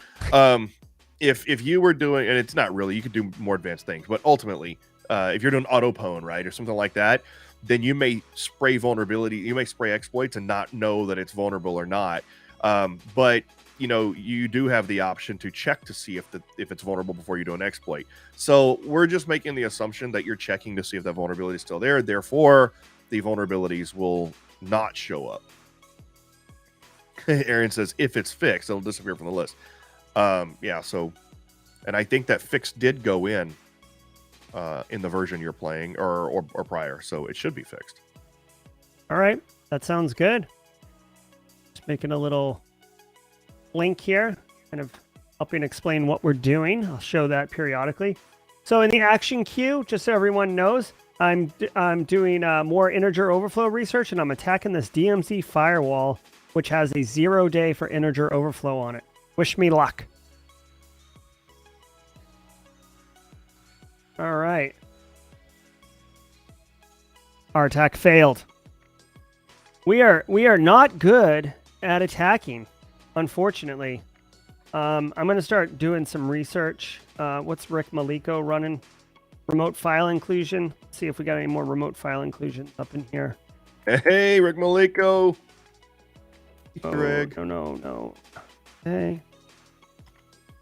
Integer overflow, remote file. All right, so we've got a couple remote file inclusions. The DMZ firewall. has format string error. Just looking at what we got. Outdated firmware, 0 day. That sounds pretty juicy, huh, Clint? Yep. For some reason, did you not research out? I don't think there is. I don't think you can research that. My bad. Nope, There's you nothing to cannot. research there. You Nope, nope, cannot, nope, nope. but Yep. the good news is it's there, and we're going to give it a shot. Again, it's one of those ones that you can't research, so to me, attacking it now or waiting makes no difference, because we're as maxed out as we can get, right? Yep. Action log failed on attacking that, so it looks like the blue team is getting good at protecting their assets. Let's see. Alex is asking if all of our pop boxes have done data exfil and disruptive malware. Let's take a look. That's good. That's good. Okay, so there we go. Disruptive malware on Ashley. Thank you, Alex. Disruptive malware on Hammond. And yep, okay, so that's that. So we still have 5 assets. Our integer 0 day is gone up. I'm going to go ahead and research this again. And, you know, I tried this attack. That didn't work. Let's keep looking at boxes. I want to do more research. Or should we do one more spear phishing, Clint? Or do you think at this point in the game, the blue team It's going to be difficult. Yeah, at this point, I think spearfishing is exhausted. I mean, there's always a chance, but it's going to be tight at this point. Man, I need to fix that UI. That UI is busted. I think I'm going to go ahead. We could do prepare covert attack. I mean, we are attacking. It does relate to persistence. It is expensive, 3 turns. But, you know, I don't know. I kind of want to do more research, honestly. I feel like remote file inclusion is one that's got value. A couple boxes have it. We are researching integer overflows. Password attack seems silly. I never really feel comfortable with password attacks. Why can I do this? Or I've already done it. Yay Okay. for feedback. Spear phishing is still great now that electronic SE research actually works. Okay. So we do have electronic SE maxed out or nearly maxed out. We could do another research, or we could do the spear phishing. Let's give it a shot, Clint. Let's. David E., we're doing it for you, my friend. I will tell you that right now we're in dangerous territory of completely blowing up a start time for a meeting that Aaron and I have. Aaron and I, really right now, now we have a meeting that's supposed to start, and guess what it's about? It's about design. It's a design meeting between he and I talking about some of these things, and it's not going to happen now because you're slow, Jerry. All right. I just, don't hate me for delivering value to our audience. I hate you because you're beautiful. All right. So format string error or vulnerability. You should have done 50 turns, though, instead of keeping the default at 75. That would have helped. Well, I mean, I am trying to explain stuff to people, too. So format string error. All right. Let's see. Patel. Format string error. Trying to figure out what we could research. I guess heap overflow. With 2 turns, what are we going to do here? I think, you know what we could do? See, I don't want to do fuzzing, Clint, because I feel like we've already figured out what we need to figure out. There's no real value in that. As far as I mean, you always have the potential to continue to find new vulnerabilities unless you've exhausted them all. As some of our players on stream can attest, as they've gone for win conditions, such as all clear, where you have to find all the vulnerabilities. It's a pain to try to find all vulnerabilities. So the chances are there's probably still some vulnerabilities out there. I don't know if they're going to be 0 days, but at some point, yes, finding and looking for vulnerabilities has diminishing returns. All right. We did a quick IDS evasion. We're about to wrap up our spear phishing attack and once we get those resources back, we'll finish. That's going to take 2 turns. We're only going to have 3 turns. No. Yeah, we'll have 5 next turn, and we can do an attack on integer overflow, or if we successfully hit our spearfish.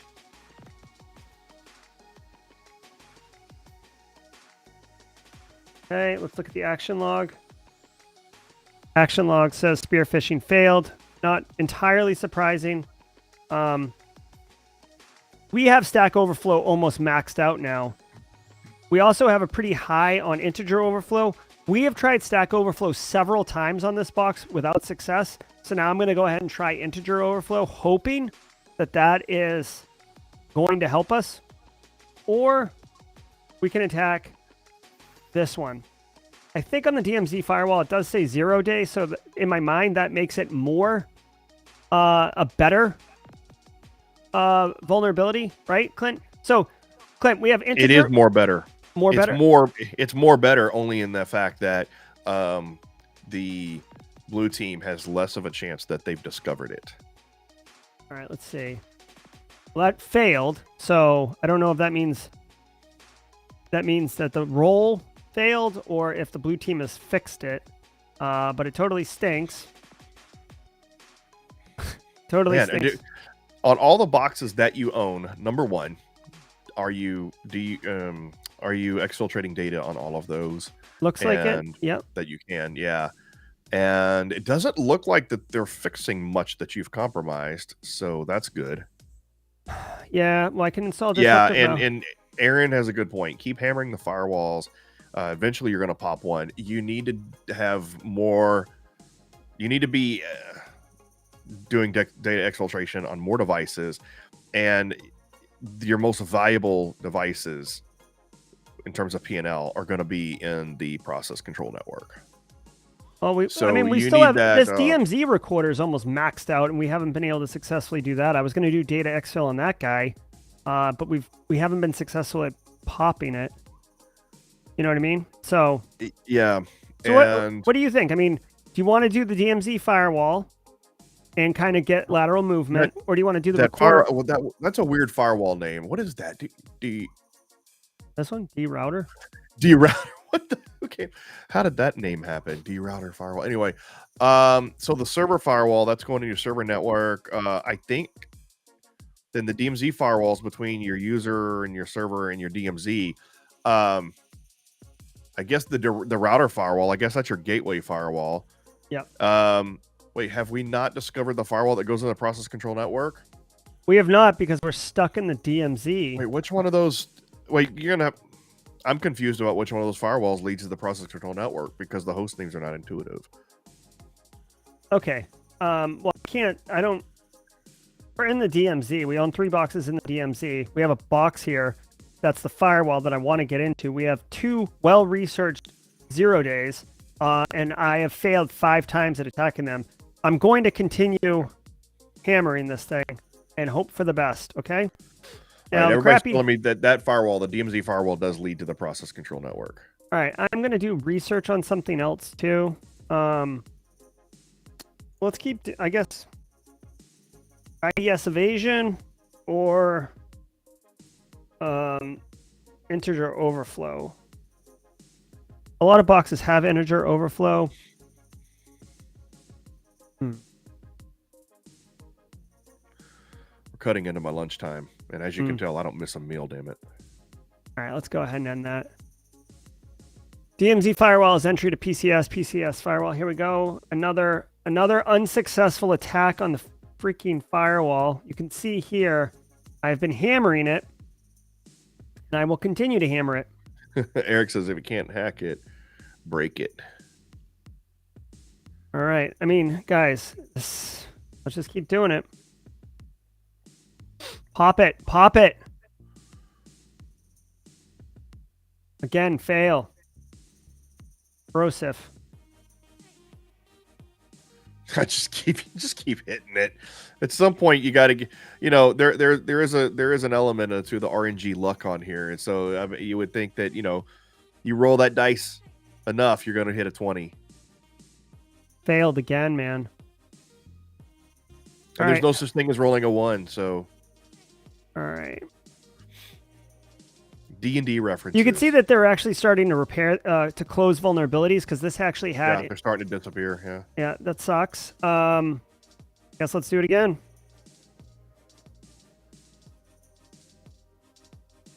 God dang, man. Shabib. All right, let's attack this one. Hopefully, get a different result. Let's do some more research.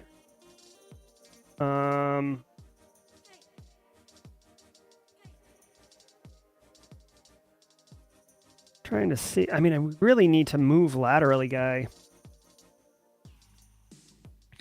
That's awesome. That would be a great, if you're rolling a 1, it's like a very slight percentage that you just botch it and SWAT kicks in your door and ends your game. You lost. You've been arrested permanently. You've gone to prison. All right. So again, failed. Bro. It's killing me. Killing me, Smalls. All right, so let's try integer overflow on this box. Now I'm literally just like thrashing. I'm thrashing. You're a master of memory-based exploitation. Pivot available. You got one. All right, so we got this guy right here, I think, right? Yeah. Okay, so now let's do all the things.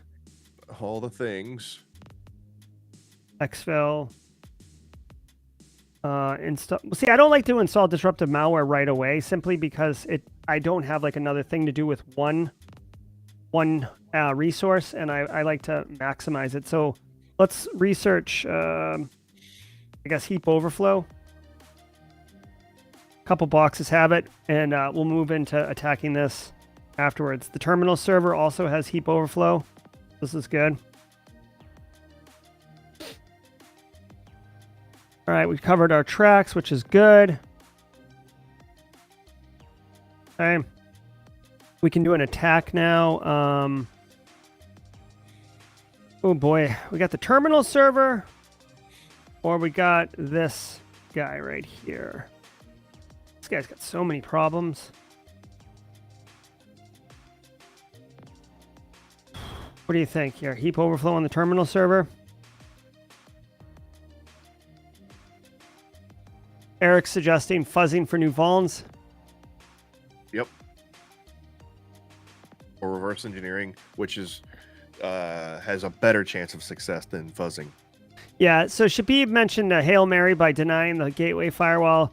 We are executing as MuddyWater, the advanced persistent threat from Iran, not known for denial of service attacks. It's much more espionage. I mean, it's exclusively espionage. So got to kind of stick to that. The question is, do we go after the DMZ with this heap overflow attack, or do we continue popping end users? I know the end users aren't high value, but we are having moderate success attacking them. Whoa, let's do Deb, huh? We got a high value, high likelihood. It's like that failed. Jeez, man. Getting no love today. No love. All right, let's do it. Install disruptive malware on this guy. Let's do some research. Overflow. I think it's the music. Yeah. All right, let's. I gotta change the music. Okay. I mean, we are so maxed out on Stack Overflow, it's ridiculous. I'll do another one. I can't even do one. I've got Stack Overflow as much as you can. Oh, I guess I can. Cool. Oh yeah, feel it, feel it. All right, let's do another research. Or fuzz, actually. Eric Taylor suggested fuzzing. He is a red team operator hiding a blue team body. So we will do fuzzing. Fingers crossed, everybody. All right. See, pivot removed. No. That's not what we like to see. That's not what we like to see. Do we know which pivot it was? Which pivot was it? I don't recognize. Put the boot in to make sure. Not sure which boot you mean. Let's see, action log. We've got a bunch of research coming up the deck. Let's go ahead and attack. Got the heap over. See, this is good red team music. The hip hop station. We've got heap overflow attack. We've been unsuccessful on Patel's machine. Let's go ahead and try Liamoto. Oh wait, I can't. I only have one resource. That's interesting. That's interesting, man. Oh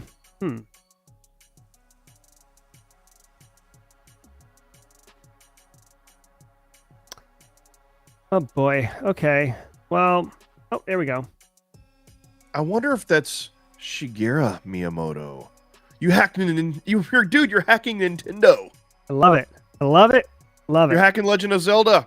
All right, so we've leveled up our skill tree quite a bit here. So heap overflows are pretty good. I feel good about that. Let's start attacking boxes. Okay,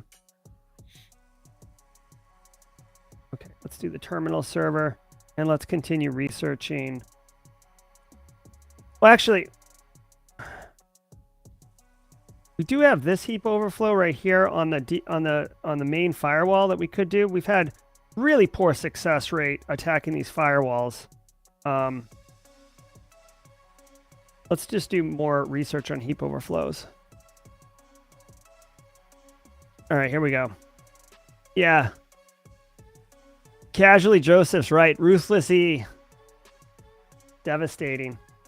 Our terminal service attack failed, so let's thrash out at Patel. Heap overflow attack. Pass the turn. Let's go. Let's go. Espionage for the win. Pivot available. Compromised an asset. Very nice. We got Patel. Okay, good. Cover the tracks. Excel data. And let's continue doing... I don't want to research heap overflow anymore because I feel like we got that. Cross-site request forgery. There's many of those.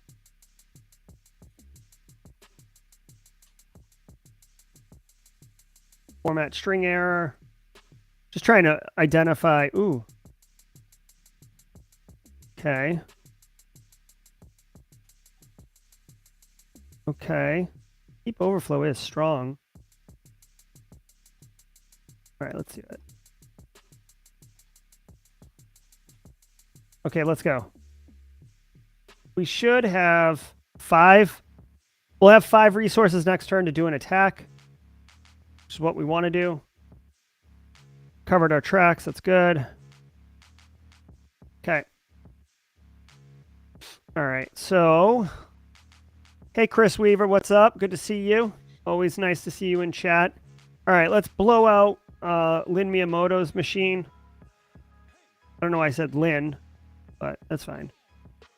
Let's take it. Let's look for a win. Come on. Failed to attack. All right, that's fine. What's this guy? DMZ connection? Clint, if I take over this DMZ machine right here, not machine, but the VPN concentrator, can I do things there, or is that just like a network device? You can knock it out and prevent remote users from getting in, which can affect P&L. Okay. But I mean, just owning it really isn't going to give you much. Okay. Do we want to try one more attack on this firewall? I mean, this has been... I say you try 2 more. This has been my white whale. Where's Mozart? All right, where's my... where do I want to spend a little bit more time researching? There's a movie called Mozart and the White Whale, which is about autism. Or at least Asperger's syndrome, I think. Anyway. Interesting. A friend of mine produced it. Oh, that's cool. All right, so let's... In disruptive malware, host scan, pilfer data. That's a good question. The VPN... was it what Aaron was the issue with the VPN being manipulated or DOSed? Anyway, was that Jerry is currently on the 1.10.2 beta, the fixed branch. Yeah. I've got one resource. I'm not really sure what to do with it. Guess I'll spend it on finding public vulns, which, you know, whatever. Let's see what we get. I need to find this song and make this song the background music for the game instead of that ding-a-ling, ding-ding-ding, ding-a-ling, ding-ding-ding. It's like Christmas rave music. That's what the in-game music to me sounds like. Christmas rave. So it looks like the attack on the DMZ firewall failed. This attack, this fully maxed out Stack Overflow attack, you said let's do it twice. It's gonna work this time. Okay, spoken like a true degenerate. All right, and let's do some more research on. Geez, these things are maxed out, brother. A cross-site format string error. Hey, Eric, ironically, somebody just called me you, as in Yona. There's irony if you know the story between, you know, me constantly calling Eric different names. Boom! What did I just say? What did I just say? All right. I said 2 times, and I said it's going to work this time. We nailed it. Finally, we've taken over this firewall.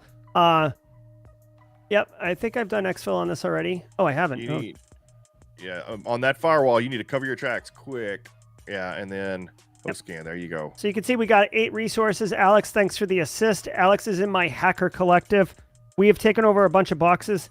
If you just joined us, like say Chris Weaver maybe, we are operating as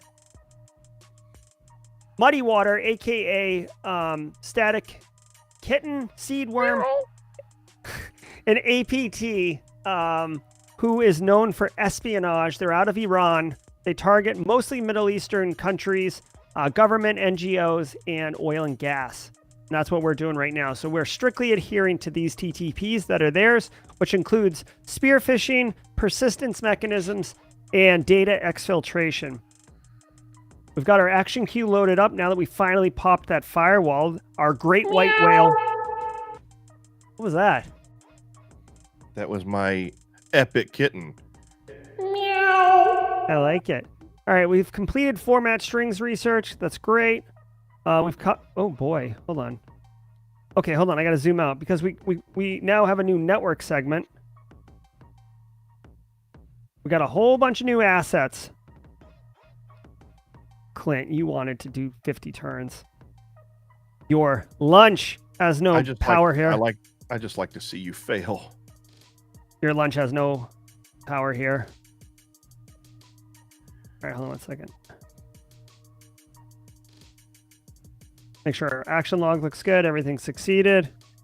Yeah, that's what I was thinking, Aaron. Yeah, controlling the VPN does nothing, but denying it will. Yeah, that's what I said earlier. So. Static Kitten for the win. Okay, let's go ahead. We've got a new network segment, so we're doing a bunch of recon on it right now. I'm feeling pretty good about this. Let's continue to do all of the enumerations.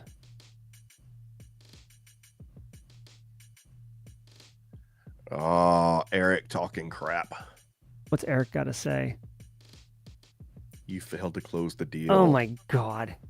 This guy, Ruthless E, aka Eric Taylor, aka gonna be tasting my foot in the tournament in September. The esports. Tell you what, I'm gonna have to see the spread, but I'm putting my money on Eric for the tournament. Oh, okay. I'm not allowed to bet because I'm a shoutcaster, but if I was betting, I'd bet on Eric. That hurts. That hurts. But that's okay. You do you, boo. All right, so I've done some research for fuzzing, so I can find some vulns in here. I've got 5 assets right now, so I can attack. Let's go ahead and attack this firewall. Do we want... Well, actually, so we could attack a box also. Let's attack Miyamoto for the heap overflow attack. Try to get some more data exfil going on. Okay, here we go.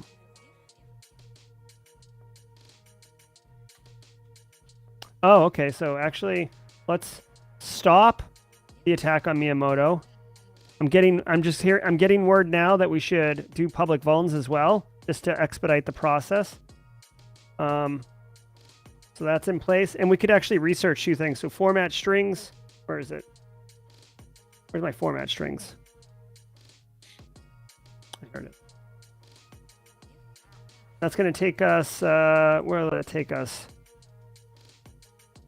2 turns, right? So actually, we're not going to be able to do anything until we get the fuzzing done. So let's do one more kind of piece of research here. Bodungen, what do you got? Format strings, that's fine. Rick Maliko, what are you weak at? Format strings, that's good. Miyamoto, heap overflow, command injection. It's fine. Here, let's do command injection real quick. I'm just trying to diversify so when we do get vulns on this environment, we can actually do something with it. Okay. Let's see, public vulns were found. Looks like we found a couple in here.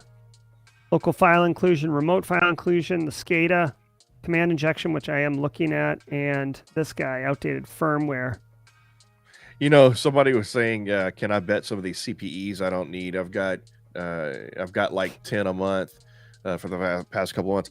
You know what? We need to start making these streams worth some CPEs because I think they're educational. They are educational.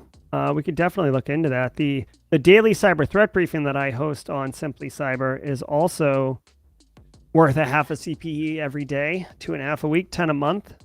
Well, technically, you know, providing CPEs, there's no official. Some certifications have an official process to go through for CPEs, but in general, there's no official body for CPEs.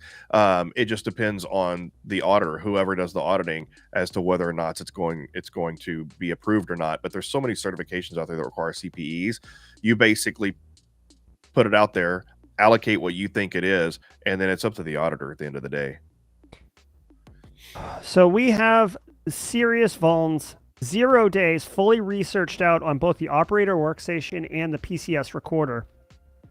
From the APT perspective, Clint, and being the industrial control system expert that you are, which one's more valuable from data Excel perspective? So P&L is actually going to be the SCADA server. Yeah, engineering workstation doesn't have much value for P&L. Okay, what about the recorder? Because I have...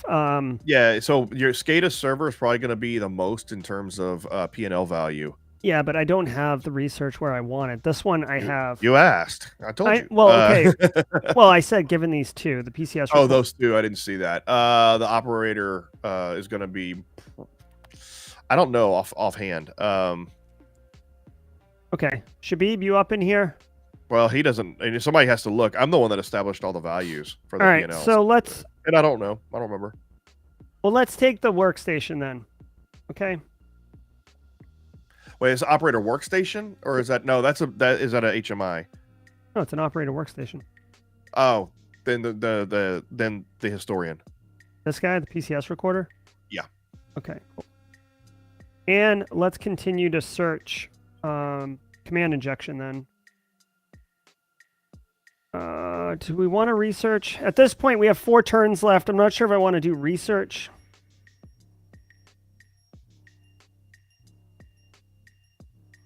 We could attack Clint Bodungen, or we could attack this one, but we are going to attack... You'll never get through to my machine. My machine is secure. Mm-hmm. Well, that's not me, though. That's like Ursula. So we could do a password attack. Uma, that's who it is. We could do a password attack, which wouldn't be bad, right? Maybe a password attack on the SCADA. Oh, you know what? Alex had a good click on it. Oh, it was SCADA HMI. So Alex, so if you look at on the operator, the device type, it's a HMI. So you got to look at the device type. I was assuming it was an operator workstation, but that's so was I. All right, so that's SCADA HMI. We don't care about those are going to have high value or what? Yeah, because they're operator workstation. So basically, should I attack it? Yes or no? Yes. Well, I ran out of time, buddy. And I didn't use my 3 hacker resources to do anything, so that sucked. Okay, and that failed. So that was a complete mess of a turn. Okay. Let's not do that again. All right, so let's attack this guy. We've got 3 resources. I'm going to do a password attack, which is what I wanted to do. Let's do a password attack on the SCADA PCS. Is that right? Yep. Okay, here we go. Looking for the P&L win here. Boom. Yeah, I believe in that entire process control network. Oh, that you got the operator HMI. Out of the entire process control network, I think the SCADA one has the highest P&L value outside of the PLCs. I mean, but you could. But see, the thing is, though, I don't think you can exfiltrate data on the PLCs.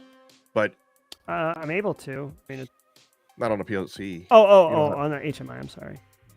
So I got 2 resources. Oh, we got this guy up here too now. There's a PLC. So do you think I should not even bother with covering tracks at this point? Yeah, at this point, no. Right, and then we can attack. But with the 5 resources, I feel like I can attack someone now, which is great, right? I can do more damage. Yeah, I mean, at this point, doing data exfiltration on the highest.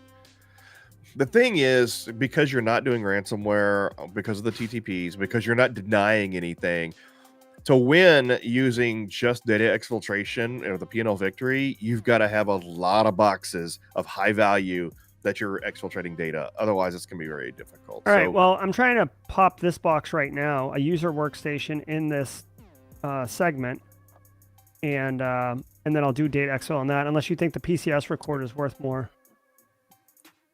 Out of which one, and which one the SCADA is worth the most?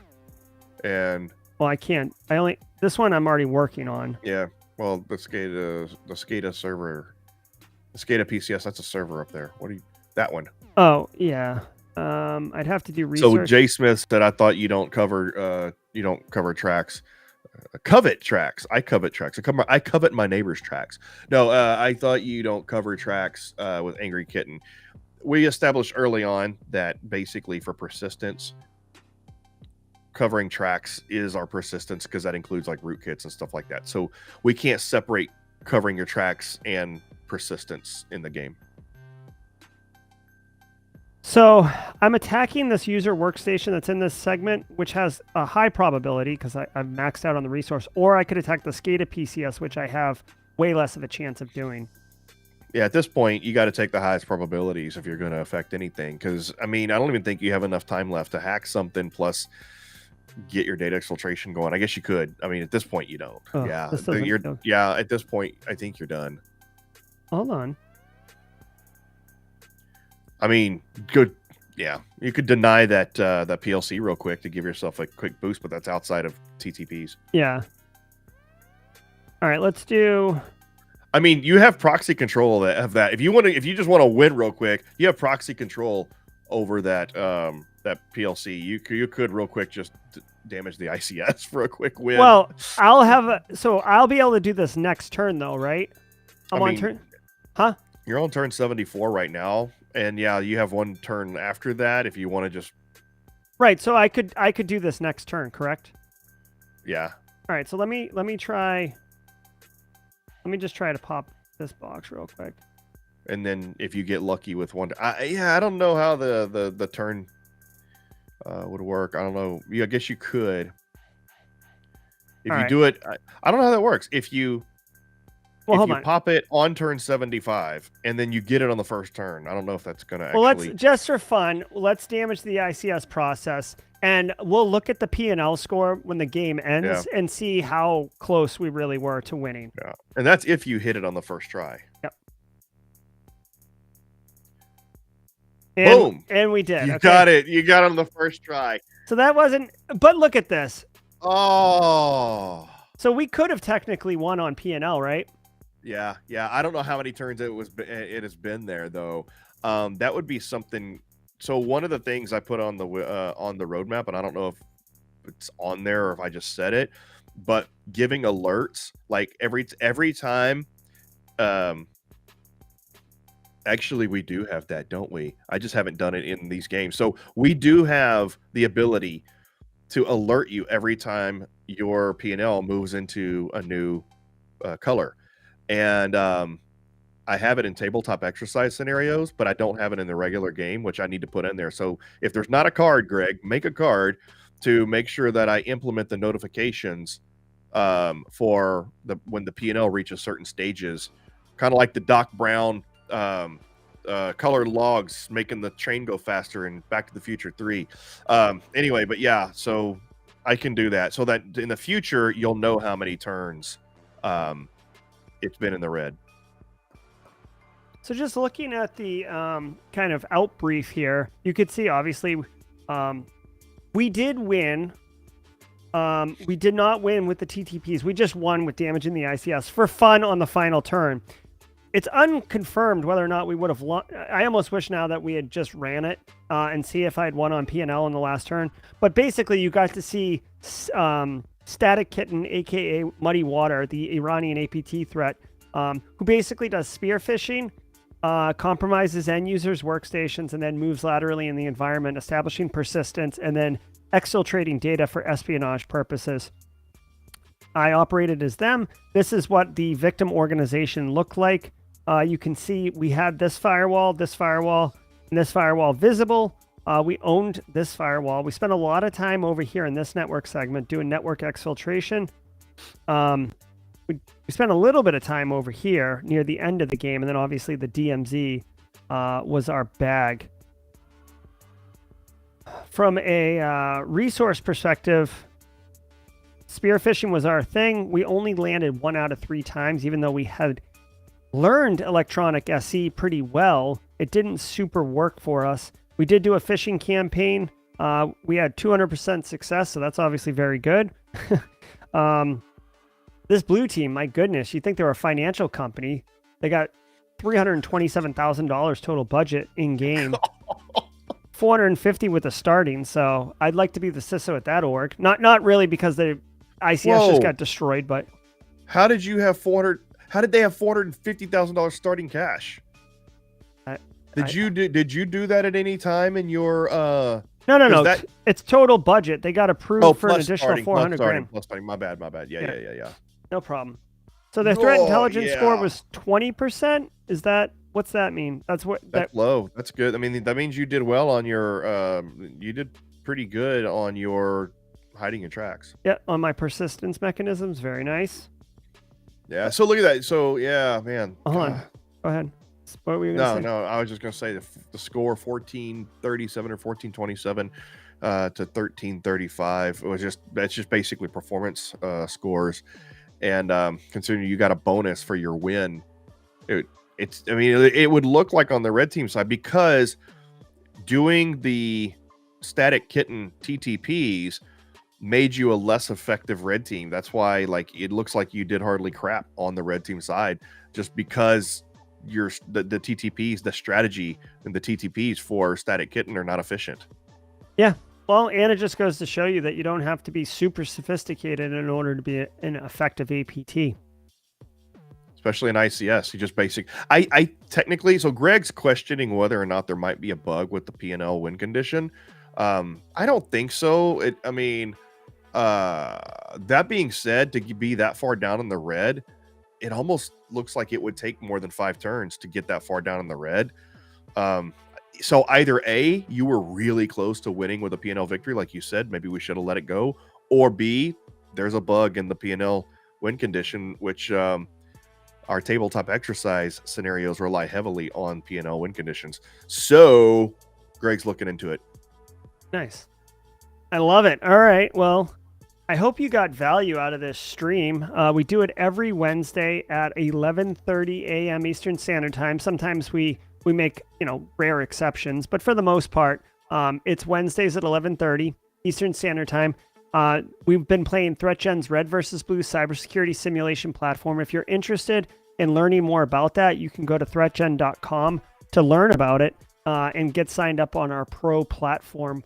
And you can play too, either heads up or against adversarial AI. And we played as the red team today, but you can also play as the blue team and actually protect an organization, build an organization up, and basically learn blue team skills or red team skills.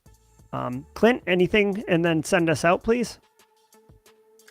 No, I think it was a good learning experience. I definitely think that you illustrated the point to where you don't have to be an efficient threat actor to do damage to a company. And so, yeah, I think that's it. All right. Thanks, everybody. We'll see you on the next stream. Take care.